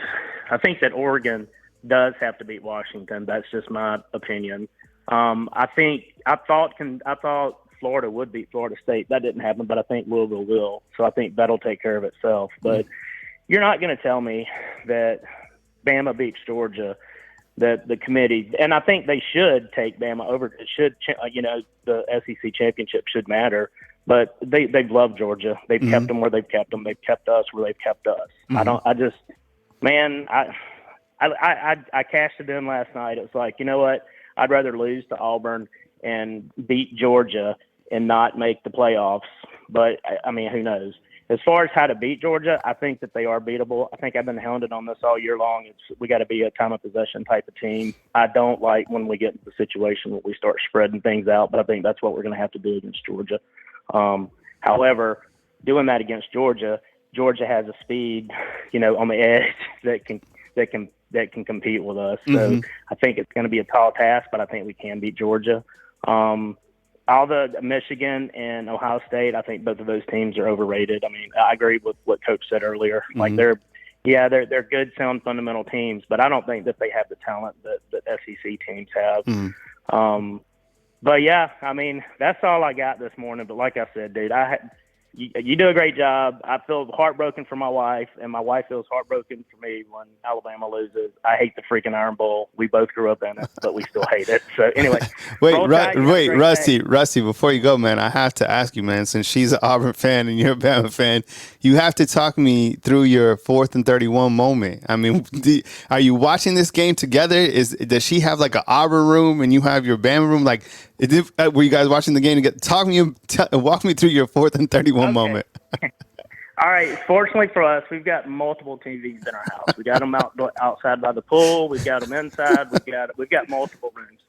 And it started off with me, her, and her uncle watching the game. Both of them are Auburn grads too. So you can imagine how that went. Well, he got perturbed after the first 2 quarters, and so he left. He saw where it was going. It's a good thing because we probably would have had freaking mass murder or something. I don't know. But my wife's I think she's in her bedroom. I'm on the other end of the house. So I'm staying out of her lane. She's staying out of my lane. But immediately you knew who won. She came in and she was just shaking her head. She's like, it's the anniversary of the kick six. This is why I love my wife, though. She's crying. She's upset Auburn lost, but she's happy Alabama won. And it's like, listen, I've been to a lot of SEC football games, and I will tell you this by far. Auburn and Alabama is a rivalry, but the classiest fans by far that I've ever encountered are when I go to an Auburn game with her. I mean, by far. And she doesn't, and then just to be honest, she doesn't get the same respect when she goes to Alabama games with me. So it is what it is, but I'm still roast out to the day I die. So anyway. All right, Rusty. Well, I appreciate you sharing that with me, man, and soak it up, and at least while she's gone, and hopefully, I think for her sake too. Like, look, Hugh Freeze is the boogeyman. We all know that. And with the backing of Yellowwood behind him, I mean, that's a scary program. And there's been some smoke talking about that Will Rogers, who could potentially enter the transfer portal, that could be a destination for Auburn. I mean, if they ever get a quarterback rolling who knows? I mean, because I'm telling you, like, Hugh Freeze can coach against Coach Saban. Say what you want. I mean, he was almost 3-3 against Coach Saban last night. So, Rusty, I appreciate you calling in from Gulf Shores, man. Enjoy the back end of November, man, and we'll catch you soon. Call in anytime, man. I enjoy talking with you. Appreciate you. All right, man. See ya. That was Rusty down at Gulf Shores. We got a 256, a 731, a 615, and a 334 coming up next right here on Bama Football on YouTube. I appreciate you guys joining. Hit the thumbs up, like, and subscribe. We got 418 watching. Definitely should have 418 thumbs up inside the comment box. I'll be live all this week, Monday through Friday, and of course I'll be in Atlanta, Georgia this week, coming to you before the SEC title game. Can't wait to see Alabama and Georgia take place this coming Saturday at 3 p.m. 256, you ready? I appreciate you being patient. Hey, you're on the line with Kyle Henderson. Who am I on the line with, and where are you calling in from? What's up, man? It's Luke. Hey, what's up, Luke? I appreciate you calling in, man. Luke from Weaver. Welcome to the show, man. Take it away. Man, first of all, man, Will Riker had implications on that kick, man. Mm-hmm. He's 2 points away from being the all-time NCAA scorer on top of everybody. So maybe he was a little nervous. I don't know. But also, we're talking about Milroe. Yeah, he made some mistakes, but our defense, what happened? Mm-hmm. How many yards did they run on us? 244? Yeah, 244. Yeah, the most they've allowed this entire season for sure, by a ton. you're right. Georgia's not going to do the same things they did. That misdirection got us, bro. Mm-hmm. That misdirection just tore everything up. And I really want to know where AJ's at right now. He brought up that Tua thing. You know how he talked about that Tua pass was luck at the end. Look, when Georgia and Alabama were playing, it was the same thing almost. A messed up snap, a sack. Same thing. Mm-hmm. They were both in the back. But check this out. Georgia couldn't just wait in the end zone because they could have got a first down. So Devontae Smith was able to get past them. Good pass. Mm-hmm. They had broken coverage. Mm-hmm. Jalen, he only had one spot to go. Mm-hmm. He could only go in the end zone. They knew what he was doing. And Isaiah Bond saw the pass coming. Mm-hmm. And if you see Isaiah Bond took a step in, faked the dude out, and then stepped back out and used his body as leverage and caught the ball. His body was in the out of the end zone, but his feet just laid right in there.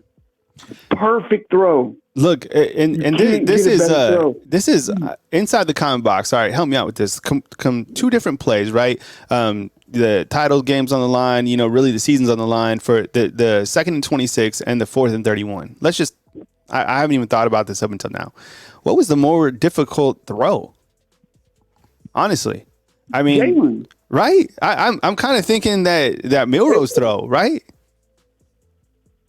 Because look, they had to play defense to stop Tua, and Devontae Smith got by, and it was a good throw. Mm-hmm. But it wasn't something that they knew was coming. Mm-hmm. You know what I'm saying? Like, yeah. They could have thrown for a first down. Mm-hmm. You know what I'm saying? Mm-hmm. Just Smith got by, but they knew this was going in the end zone. They knew this had to go in the end zone. Mm-hmm. No other choice. If someone in the end zone, they thought it was going to be a floater. They thought they were jumping up and tipping the ball.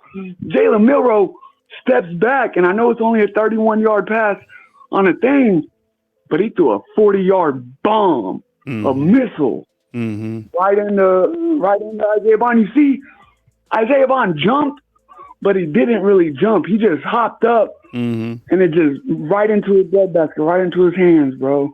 Perfect throw. You can't get it better than that. And all this had to happen, bro. People were talking about, is this good or bad for the team? Milroe, this is great for him. Milroe made some mistakes and emotional heat. But to be able to do this with the game on the line is going to do a ton for his confidence. It is going to raise his confidence through the roof. And what you gonna say? My bad. I think you're absolutely right with the confidence factor. Like because what keeps on happening is he keeps on getting put into these situations where people keep doubting him, and he keeps on proving people wrong. So it's almost better that he continues to play with that reverse rat poison, right? The chip on your shoulder, because I mean, everybody saw the emotion of him after the game, right? Alabama tweeted out, put it on the Instagram, the incredible emotion as that game ended. And he's like, give me that mother effing Heisman, right? Like, you're doing a little too much right now. Like that, like, what I'm getting at is like the fact that he has had so many people doubt him. This team has had so many people doubt the entire team, more than we've ever had a team doubt Alabama ever. And people still are going to doubt Alabama because of the outcome of this game against Auburn. But the thing that continues to be factual is the team continues to win every single week since that loss. What is factual is the fact that they are 8-0 in SEC play. What is factual is the fact that Jalen Milroe threw for over 250 yards, including the game winner, and also rushed for over 100 yards in that game. Those type of games, Coach Saban has said it before, no matter what you do against Auburn, or no matter what you do as a player at Alabama, you're mostly remembered by what you did against Auburn in the Iron Bowl. Everybody is going to remember. Jalen Milroe became a legend last night. I mean, it's too early for us to really think about that because it's so fresh.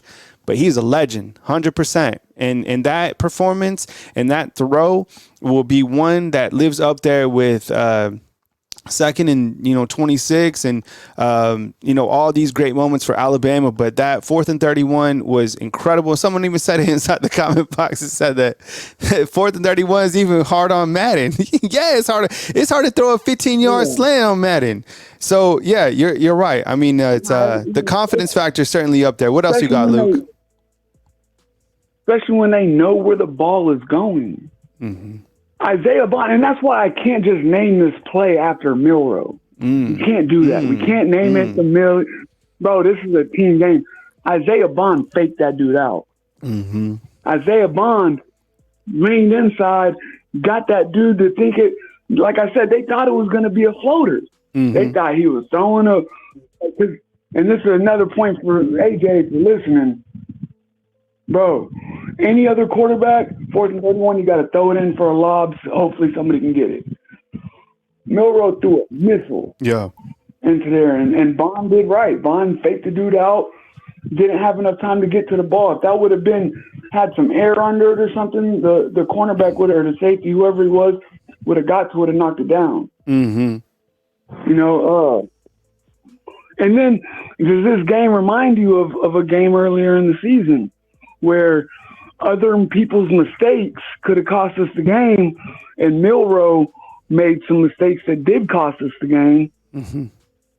But this time, 2 touchdowns got called back, and Milroe didn't throw the interception. Mm-hmm. Yeah. So we got to just stop looking at Milroe. I know he ran over the line a couple times. The dude said it in his press conference afterwards. He was a little emotional, It was going through him. He made a couple mistakes, but he didn't make any big ones. Mm-hmm. And that holding penalty was trash. Now, the one that he ran over the line, I guess you can call that his. I keep forgetting that he did over the line. Yeah, I think he did that twice. Yeah, I think he did that twice. Yeah. Yeah. But that holding penalty was trash because that face mask would not have happened if he wasn't pushed from behind. So I don't know if they had that in their head and called a phantom holding call because they wanted their get back, but you can't call back a touchdown for a face penalty that would have been canceled out and nothing would have happened because they got nothing on the drive anyway. It was a 3 and out. Nope. So I think the rest was trash last night. And with the college football playoff 3, they're gonna. We can't. Everybody's still winning, man. This is crazy. Get backup quarterbacks, and I think the 3rd string even came in for Florida State last night for like. Yeah, he did. He did. He did. Yeah. So, people just keep winning, and I think if they can't do us like they did TCU and Kansas last year. If we beat Georgia, we are in, we're both in, or no one's in. Because if the head-to-head for Texas and us matters, then the head-to-head for us and Georgia matters. Great point, Luke. Luke, I got to move to my next caller, man, but I appreciate you calling in.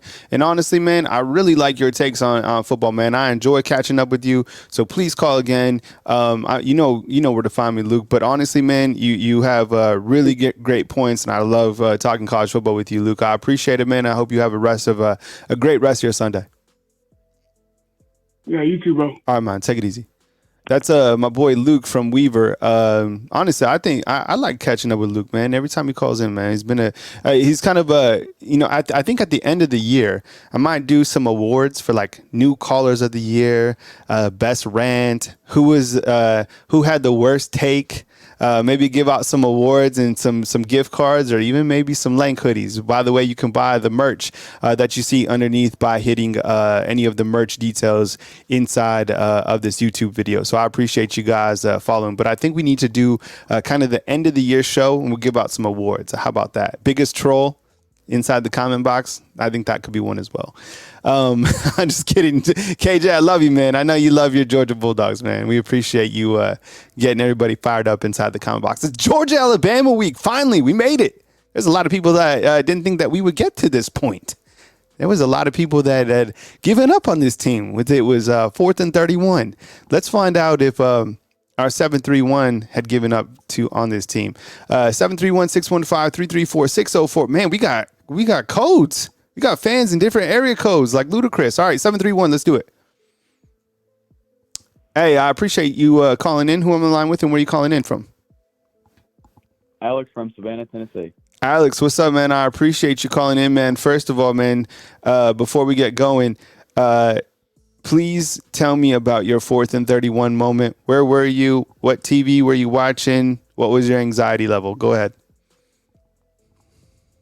I was at my grandmother's Thanksgiving dinner, and you know, my uncle, he's from Mississippi. He's an Alabama fan too.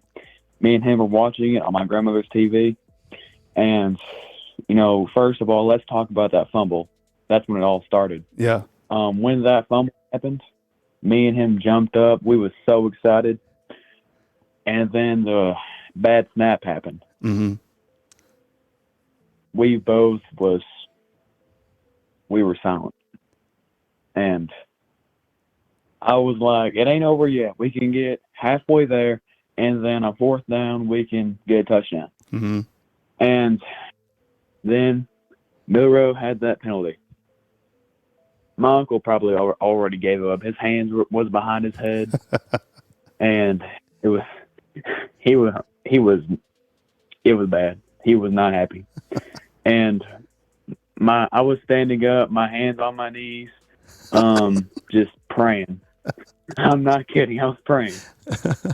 And that ball went up, and Isaiah Bond caught it. I jumped up about 6 feet, and I was screaming, touchdown! I was screaming, touchdown, Alabama! And it was something. It was crazy. My hands were shaking. I was lightheaded. I stayed up like half the night last night. I could not sleep. I was still full of adrenaline. What did your grandma say? Oh, she was like, what's all that ruckus? What's all that ruckus? All right, Alex. So as we turn the page to the next matchup with Georgia, what's kind of your opening thoughts as we start to talk about the SEC title game? I mean, overall, Georgia's resume is fantastic. Their quarterback is playing at a very high level. Defense, it's always been there for Georgia. I mean, that's been a team that has been built on defense, and now that they've went to a balanced approach on offense, I think that has really made them what they are today. So what are your opening thoughts on Alabama versus Georgia? Well, there's no reason we can't win. Mm-hmm. We have Nick Saban. We have talent everywhere. Mm-hmm. You know, it's going to take a good game plan, which Nick Saban is very capable of making. And, you know, he's the greatest of all time, you know. We are capable of doing this. You know, I'm not trying to overhype Georgia by no means. Mm-hmm. But they are a good team. Mm-hmm. We're a good team too. So it's going to be a war. Mm-hmm. It's going to be gritty. It's going to be rough. It's going to be physical. Mm-hmm. And it's going to be a game of inches. Mm-hmm. You know, it's going to be tight. Mm-hmm. And I'm excited for it. You know, the SEC championship game, Alabama's mostly always there. Mostly. So, you know, we've been there before. Georgia's been there before. We've beat them. They haven't beat us yet in the SEC championship. Mm-hmm. Actually, we haven't lost since 2008 in the SEC championship game. Mm-hmm. So, you know, it's going to be rough, and I'm excited for it. You know, Kirby Smart's a great coach, and we have the greatest of all time. Mm-hmm. What's your thoughts, actually?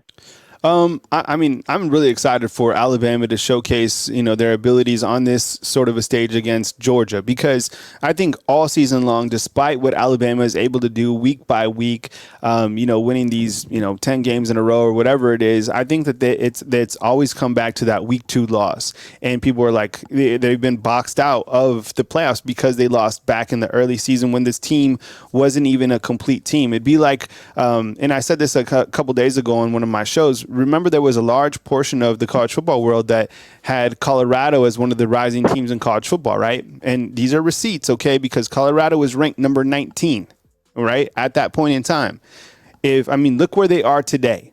Nobody even cares what Coach Prime is saying anymore, right? Colorado is not relevant at all in the slightest.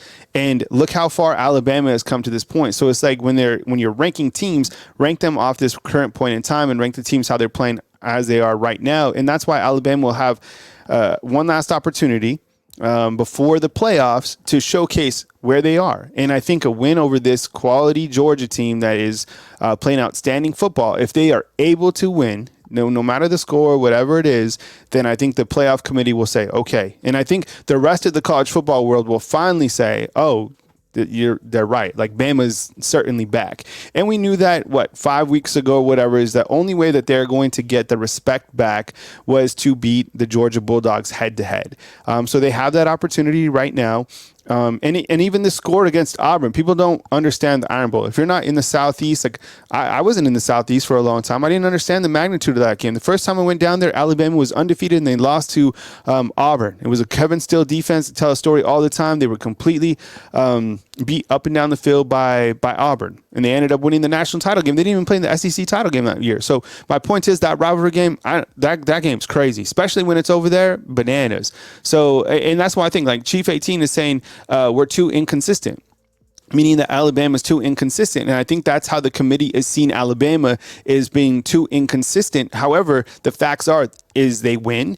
And the facts are, if they're able to beat Georgia, a team that is ranked number 1 in the college football playoffs, I just can't see them getting left out. So my take is this is another great opportunity to prove the naysayers wrong, to prove everybody wrong, to be able to show that you can beat the number 1 team in college football, the Georgia Bulldogs.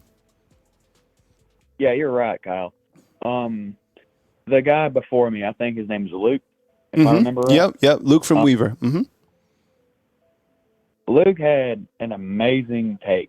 You know, if we win, if we beat Georgia, we are in, or we're not. Or it's either we are in, yes, or nobody's in. Because if they're going to put Texas ahead of us, then how are they going to put Georgia ahead of us if we beat them? So it's either both of us are in, yes, or we're not. Like, we're in. We have to be. Like, yeah. And I thought his point was great too. Is like, if head-to-head wins matter so much, then how would Alabama's head-to-head win has to matter the same as Texas' win over Alabama, right? Like, those head-to-head matchups, they start to come into play. And if Alabama has that, as Chris from New Jersey said, that joker card, that head-to-head win over Georgia, what are you going to say, right? So I guess we'll have to see. Anything else, Alex, regarding either the Iron Bowl or the Georgia before I move to my next caller? I'm looking at the screen right now. I think I'll answer the how to stop Georgia and Brock Bowers. I think how we stop Georgia, we got to put pressure on what's his name again? Carson Beck, the quarterback's name. Yeah, Carson Beck. I forgot his name for a second. You're fine. But I think we got to blitz a lot, and we can't really do man coverage against Brock Bowers because we all see how that works out. Like, I think we blitz a lot and we do some zone coverage and maybe a little bit of man coverage, maybe a little bit. But I think we got to put pressure on Carson Beck so he's not comfortable, because he's been too comfortable in the past against Georgia and the past schedule. He's had too much time. And if we take that away and put him in a situation where he's not used to, I think that's how we can get the win, because we have a very nasty defensive front. I think that getting pressure on Carson Beck, or the great thing for Alabama going into this game is that the defense has certainly been battle tested going up against elite wide receivers. Now, nobody has a caliber of tight end as Georgia, but with that said, the defense has been tested, and the fact that Alabama has been able to continue to make second half adjustments have been great.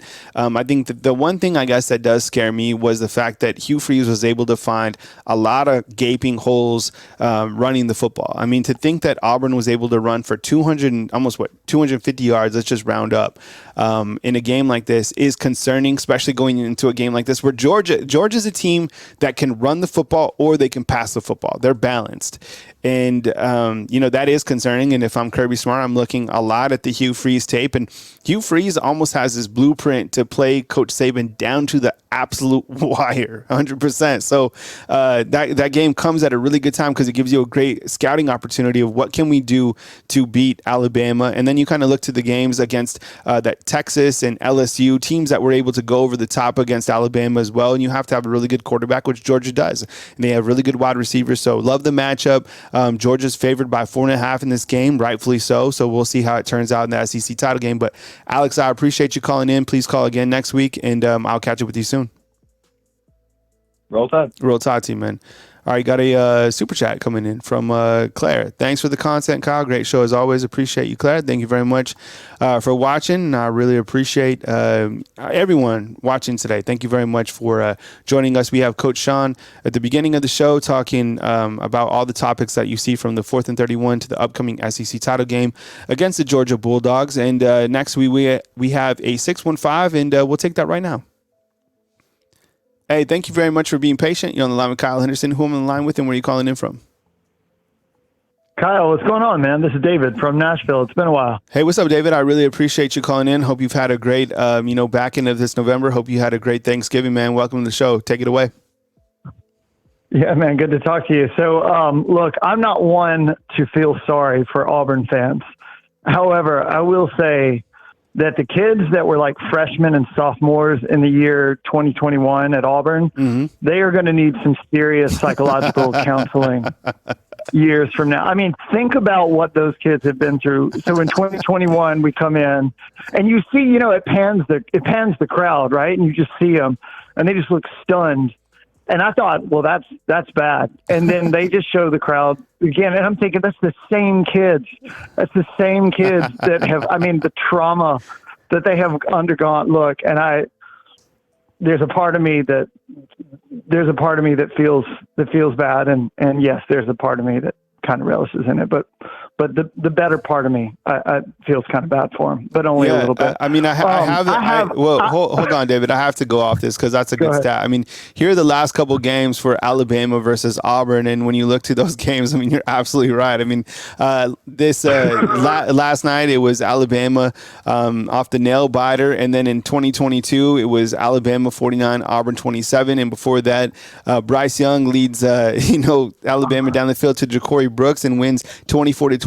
Before that, it was 42-13. You have to go back to 2019 and 2017. Those are the last two teams under Gus Malzahn that were able to beat Nick Saban, and even those, were back and forth contests. So I think, if you're right, like if you're a freshman there and now you're working your way up. My goodness, you're absolutely have PTSD from Nick Saban.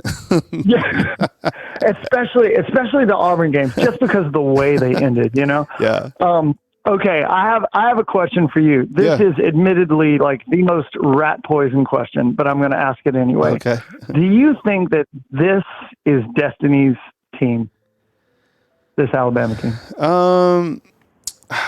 Yeah. There's a part of me that's starting to question if we are. I think that this particular team is a team that is playing with a chip off their shoulder, and therefore that's allowing them to continue to get through adversity. Because there's been a lot of teams that I've covered that really haven't had adversity, that have always been kind of the odds-on favorite to win every single game. So when you look to this particular team and how people have gone against them and they continue to rise up. They can the whole link, let a naysayer know or prove the naysayers wrong, whatever it is, like that could not be more suited for this team. And the way that they and a lot of that, let's face it, all of it stems from the quarterback play of Jalen Milroe. Those two interceptions, people have never been able to get past it for the entire rest of the season. You look at Alabama's resume right on the screen. They don't care about any of that. It's all of those two interceptions, and they were never able to get back the quarterback play. And my reasoning to that, and because I've thought about this a long time, is because of the shoes that he's following, the number one quarterback taken in the NFL draft. You have Tua Tagovailoa, you have Mac Jones, you have Jalen Hurts, who just played for a Super Bowl. So coming in, how could the pressure not be so great, and how could you not be heavily scrutinized? And kind of the world of transfer portal. I was talking about this with a group of friends yesterday. The world of the transfer portal and kind of NIL has made there a lot more parity, and you see it with the top 8 teams right now in college football and teams able to buy players or whatever. So there's been so much against this team, and I think it's been so amazing to see the resiliency. This team has a ton of resiliency, and that gritty win against the Auburn Tigers, the win against Texas A&M, how this team has been able to transform and just kind of put everything together up to this point has really been one of the most fascinating and entertaining seasons that and probably most anxiety-filled seasons that I've ever had. Because look, from my perspective and from kind of the world that I live in, right? Like everything revolves around, for me personally, how the Alabama football season goes. So, it's better for the team clearly to win so we can continue to have shows and continue to have interest and all this stuff. So I live in that world.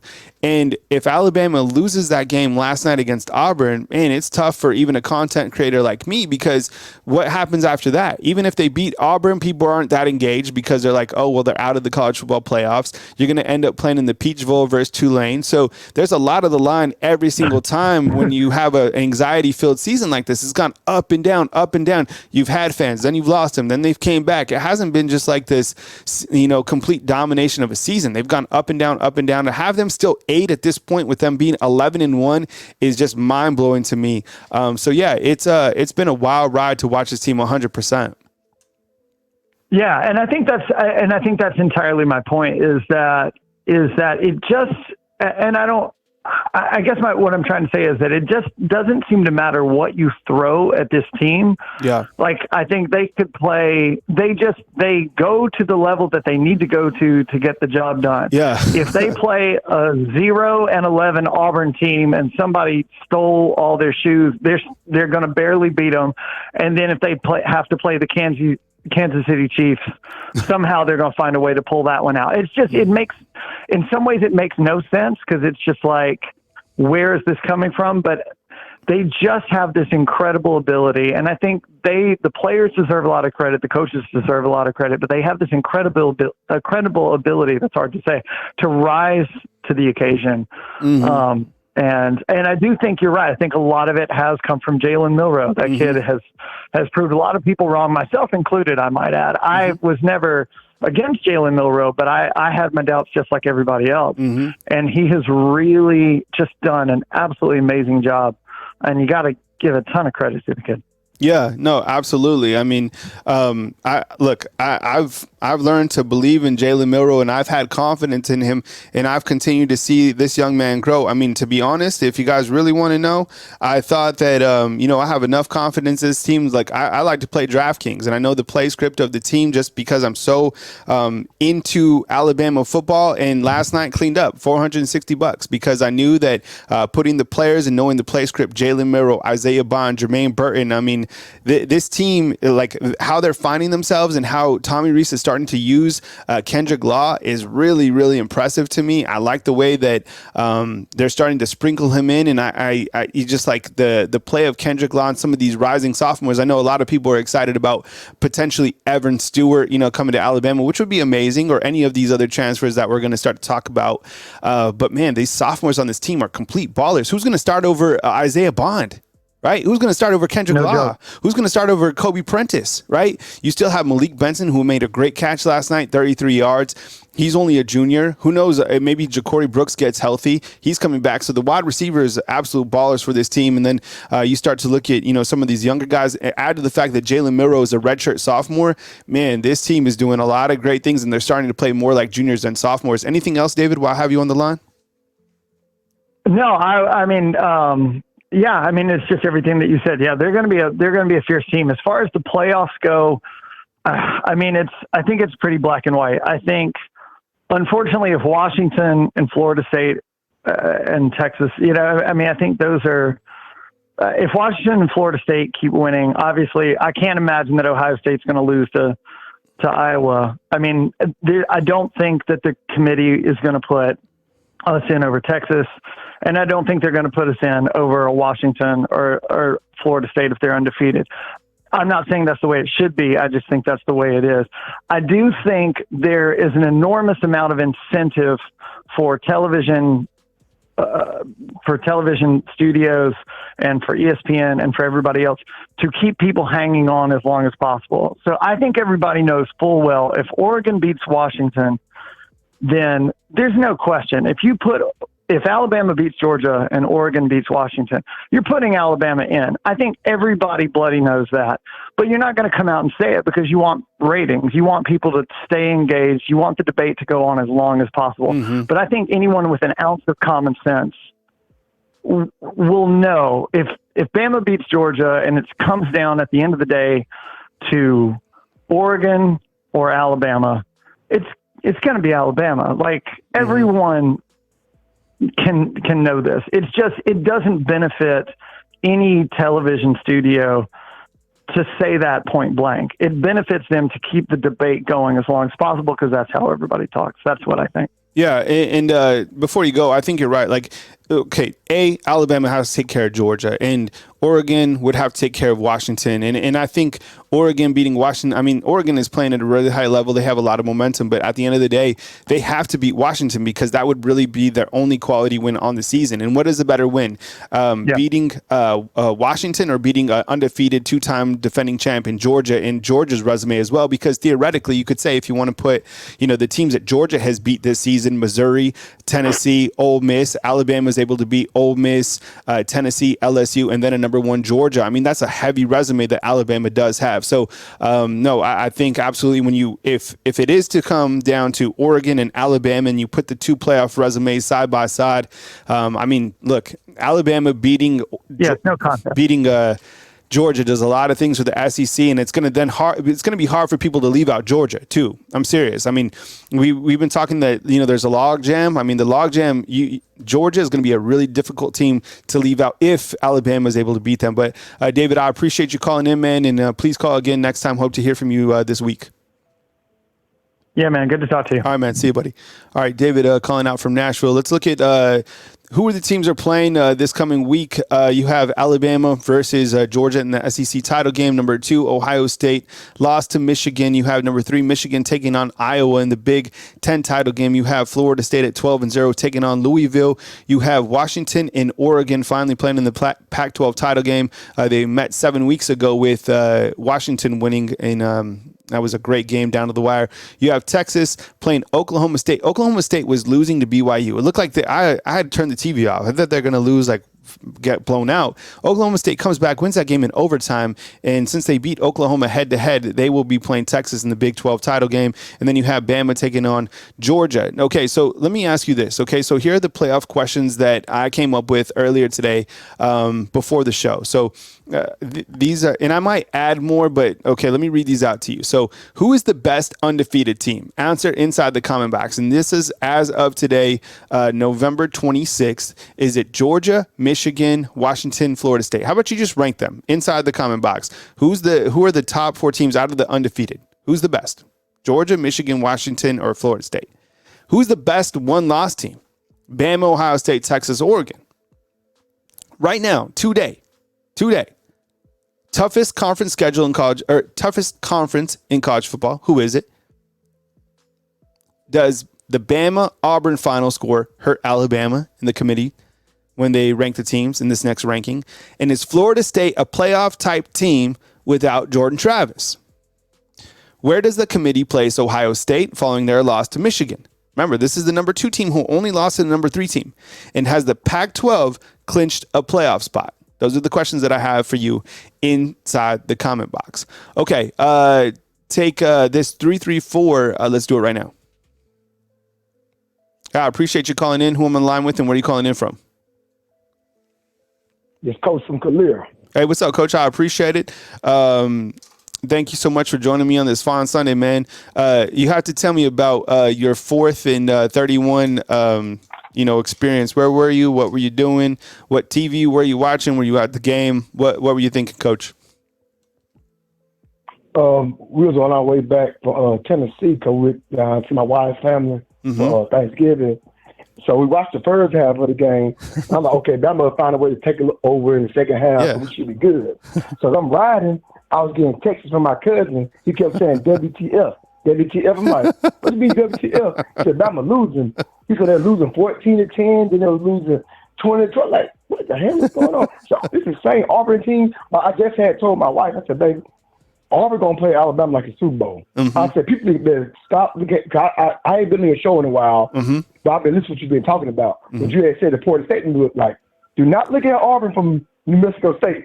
Look at Auburn from Auburn. And I kept telling people, I said, man, it's going to be 48-6. And I said, no, it's not. So next score going to probably be around 34-28, 34-27. Like, you crazy. I'm like, no, this is Auburn. Down in Jordan-Hare, it's crazy over there. It's like voodoo or some kind of weird cast a spell over there. That's the only stadium I say is like that. The next one close to that is LSU probably. I was like, he texted me again and said, hey, we got the ball back. I said, good. So I'm trying to listen on the radio, but I ain't want to listen to the radio and drive at the same time, going 80 miles an hour trying to get back to Alabama or whatever. So I'm like, okay, we good. So he said, I said, man, we finna lose. I said, why? He said, miss 4th down and 30-something. I'm like, oh, my God. I said, man, Bama finna lose. So I had my mind set up already. So I cut the radio off. I put my phone on silent. I said, baby, Alabama just lost. It's 4th and 30-something. Not no chance of getting it. Then my dad called me like 5 minutes later. I said, oh, he finna call and talk junk because he an Auburn fan. Then I found something. I'm going to call him back. He said, you seen that touchdown Milroe throw? I can't believe it. That's some bull crap. What you mean? The game was over. It was like 30-something seconds left. It was 4th and 30-something. So he threw a touchdown pass. I said, oh, my God. I said, I couldn't believe they did it. You know what? I wonder. 4th and 30-something. I wonder how many people honestly turned off the TV or just got so pissed off after that missed snap and just left. Seriously, I bet you there was a large percentage of people that just kind of like cast it in and just left. Because at that point in time, exactly. There was so much anxiety and so much frustration. I bet a lot of people were like, I mean, look, I'm going to tell you, like, I believed in this team for a long time. All this, I was stressing out. I was like, really? I was like, I cannot believe it came down to a 4th and 31, right? Coach, when we look to Alabama versus Georgia, what are some early things that you're looking at? Some themes, some keys to this game. Brock Bowers, absolute monster, didn't play much against Georgia Tech. Obviously, they're resting him for this SEC title game because they know what's at stake as well. But when you look to Alabama versus Georgia, what stands out? And then also add to the fact that Auburn was able to run the football down Alabama's throat, almost 250 yards. So kind of hit on those points if you could. I'm going to go ahead on that last one for you. I can guarantee you right now, Georgia won't have no more than 120 yards rushing against Alabama. This weekend practice is saving the kind of mindset like me. We're going to go over the run game fits all week long. And again, Georgia ain't going to run the ball like the way Auburn did, but they're going to try to because they saw it work against Bama. So they're going to be okay, let's put these couple plays in to the game Bama kind of problems. But I all got to figure out Georgia won't beat Alabama running football. They're going to beat them throwing it. Then my second hit is, as a defensive coordinator, that's what I'm thinking. Brock Bowers not going to beat me. I'm going to go cover one all night like a robber. I'm going to keep Robert there. I might pick Terry on him or even Malachi Moore. But they still scoop and they can run too. So one of them guys going to be in this space. They're going to have the robber kind of play on top of them. So they're going to beat me. Brock Bowers not going to beat me. Let's get a kid named McConkey, whatever his name is. Yeah, that McConkey. Teams on double moves and screen routes. You got to take away the screen game from Georgia. They run the best screens in the world. I remember in the championship game, they ran a like on the 30-yard line. They did a screen to McConkey. He ran through the gaps and ran for a touchdown. They always do that against everybody they play against. They screens and like reverses. They block those plays really, really well. So Bama got to stay at home. I'm telling folks right now, if I was Bama, I'm going to bring pressure on him. If nobody hasn't tried, did it all yourself, Auburn. And Auburn, it worked with Auburn. Bama got the defenders in the back end where they can man up McConkey if you're on the outside and the other black kid on the outside. And you got to go cover one. It's time to see if Kool-Aid is what he made of. Everybody says he's a first-round pick. They said Terry Horner's a first-round pick. Pit those kids on the island and let those kids play. You got to bring pressure on the quarterback out. Robber tied in. You got to rob him. You cannot let him run free on us. You cannot put a linebacker on him. I do not want to see Trez Marshall or number 32 sticking him the whole night. Either Malachi Moore or Terry Horner. Those are only guys I think should stick Brock Bowers this week.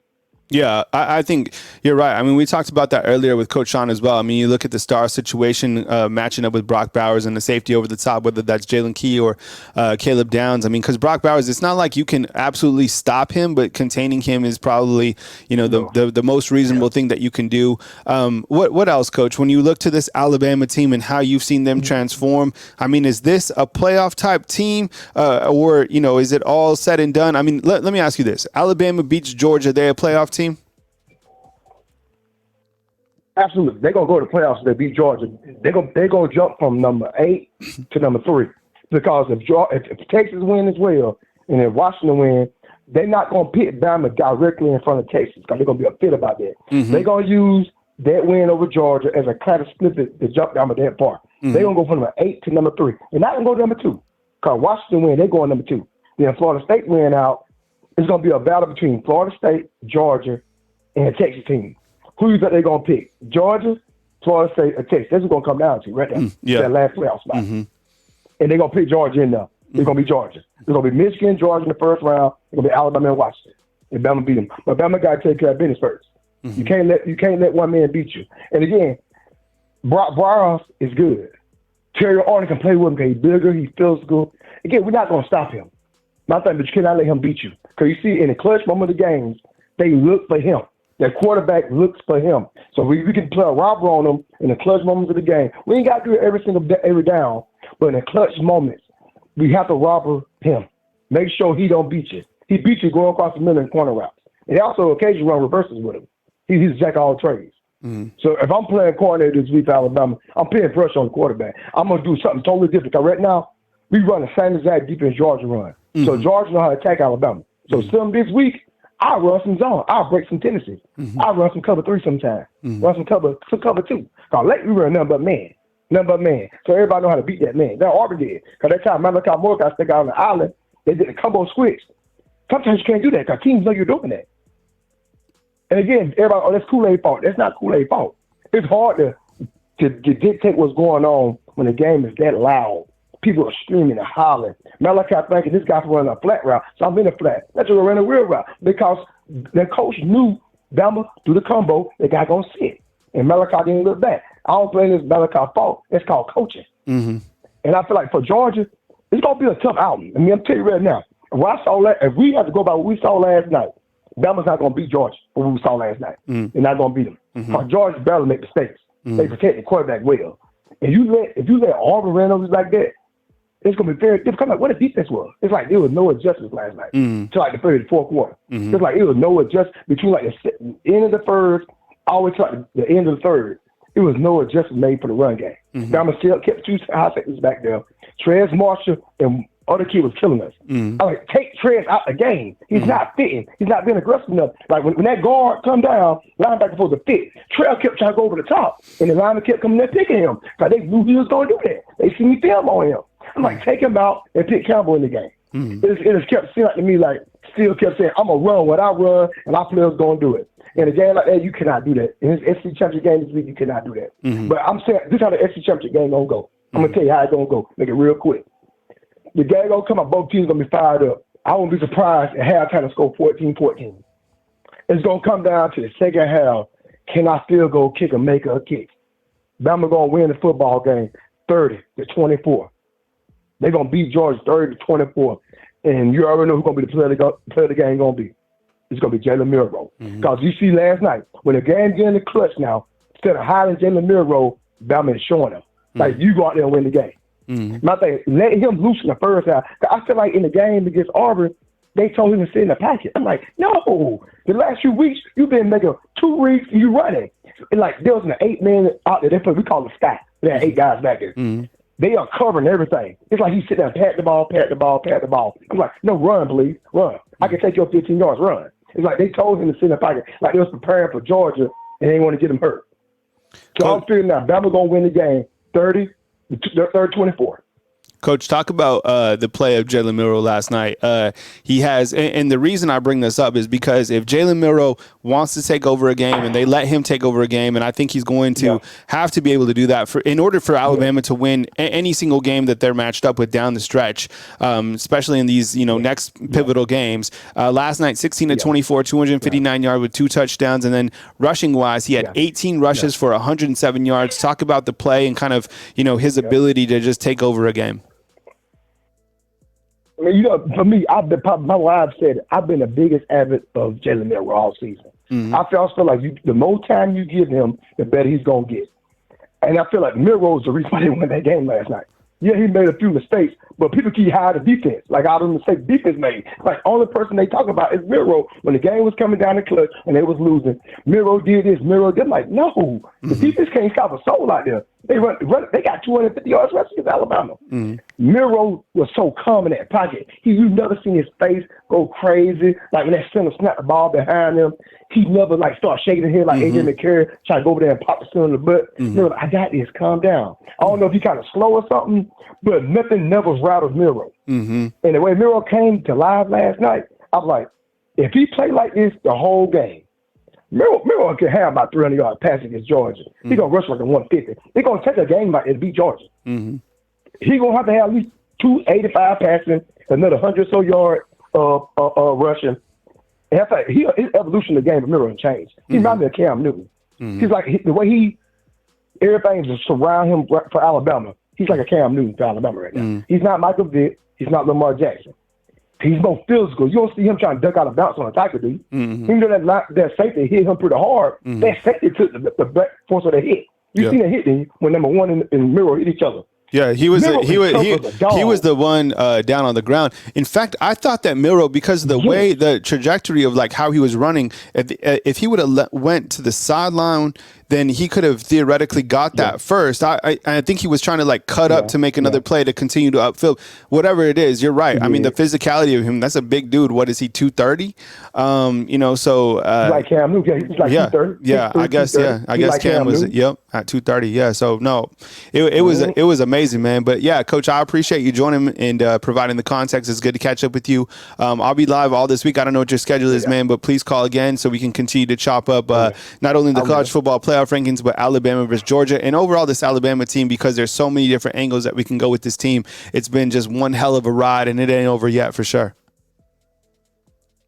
Oh, absolutely. I appreciate you giving me a chance to talk, and I thank everything you do for Alabama, man. All right, man. Thanks, Coach. I'll talk to you later, man. See ya. Yeah.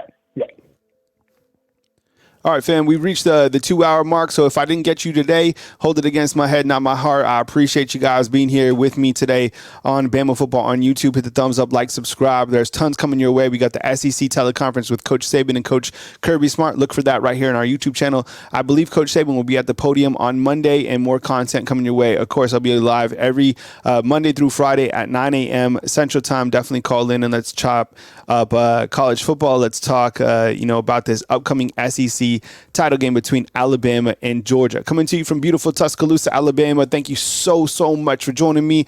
Thank you so much for the last minute. This is our 4th and 31 super chat down for $10. I appreciate you. Thank you so much, and I appreciate you guys calling. And I will catch up with you guys next time. Have a fantastic Sunday, and I will catch up with you soon right here on Bama Football on YouTube. See ya.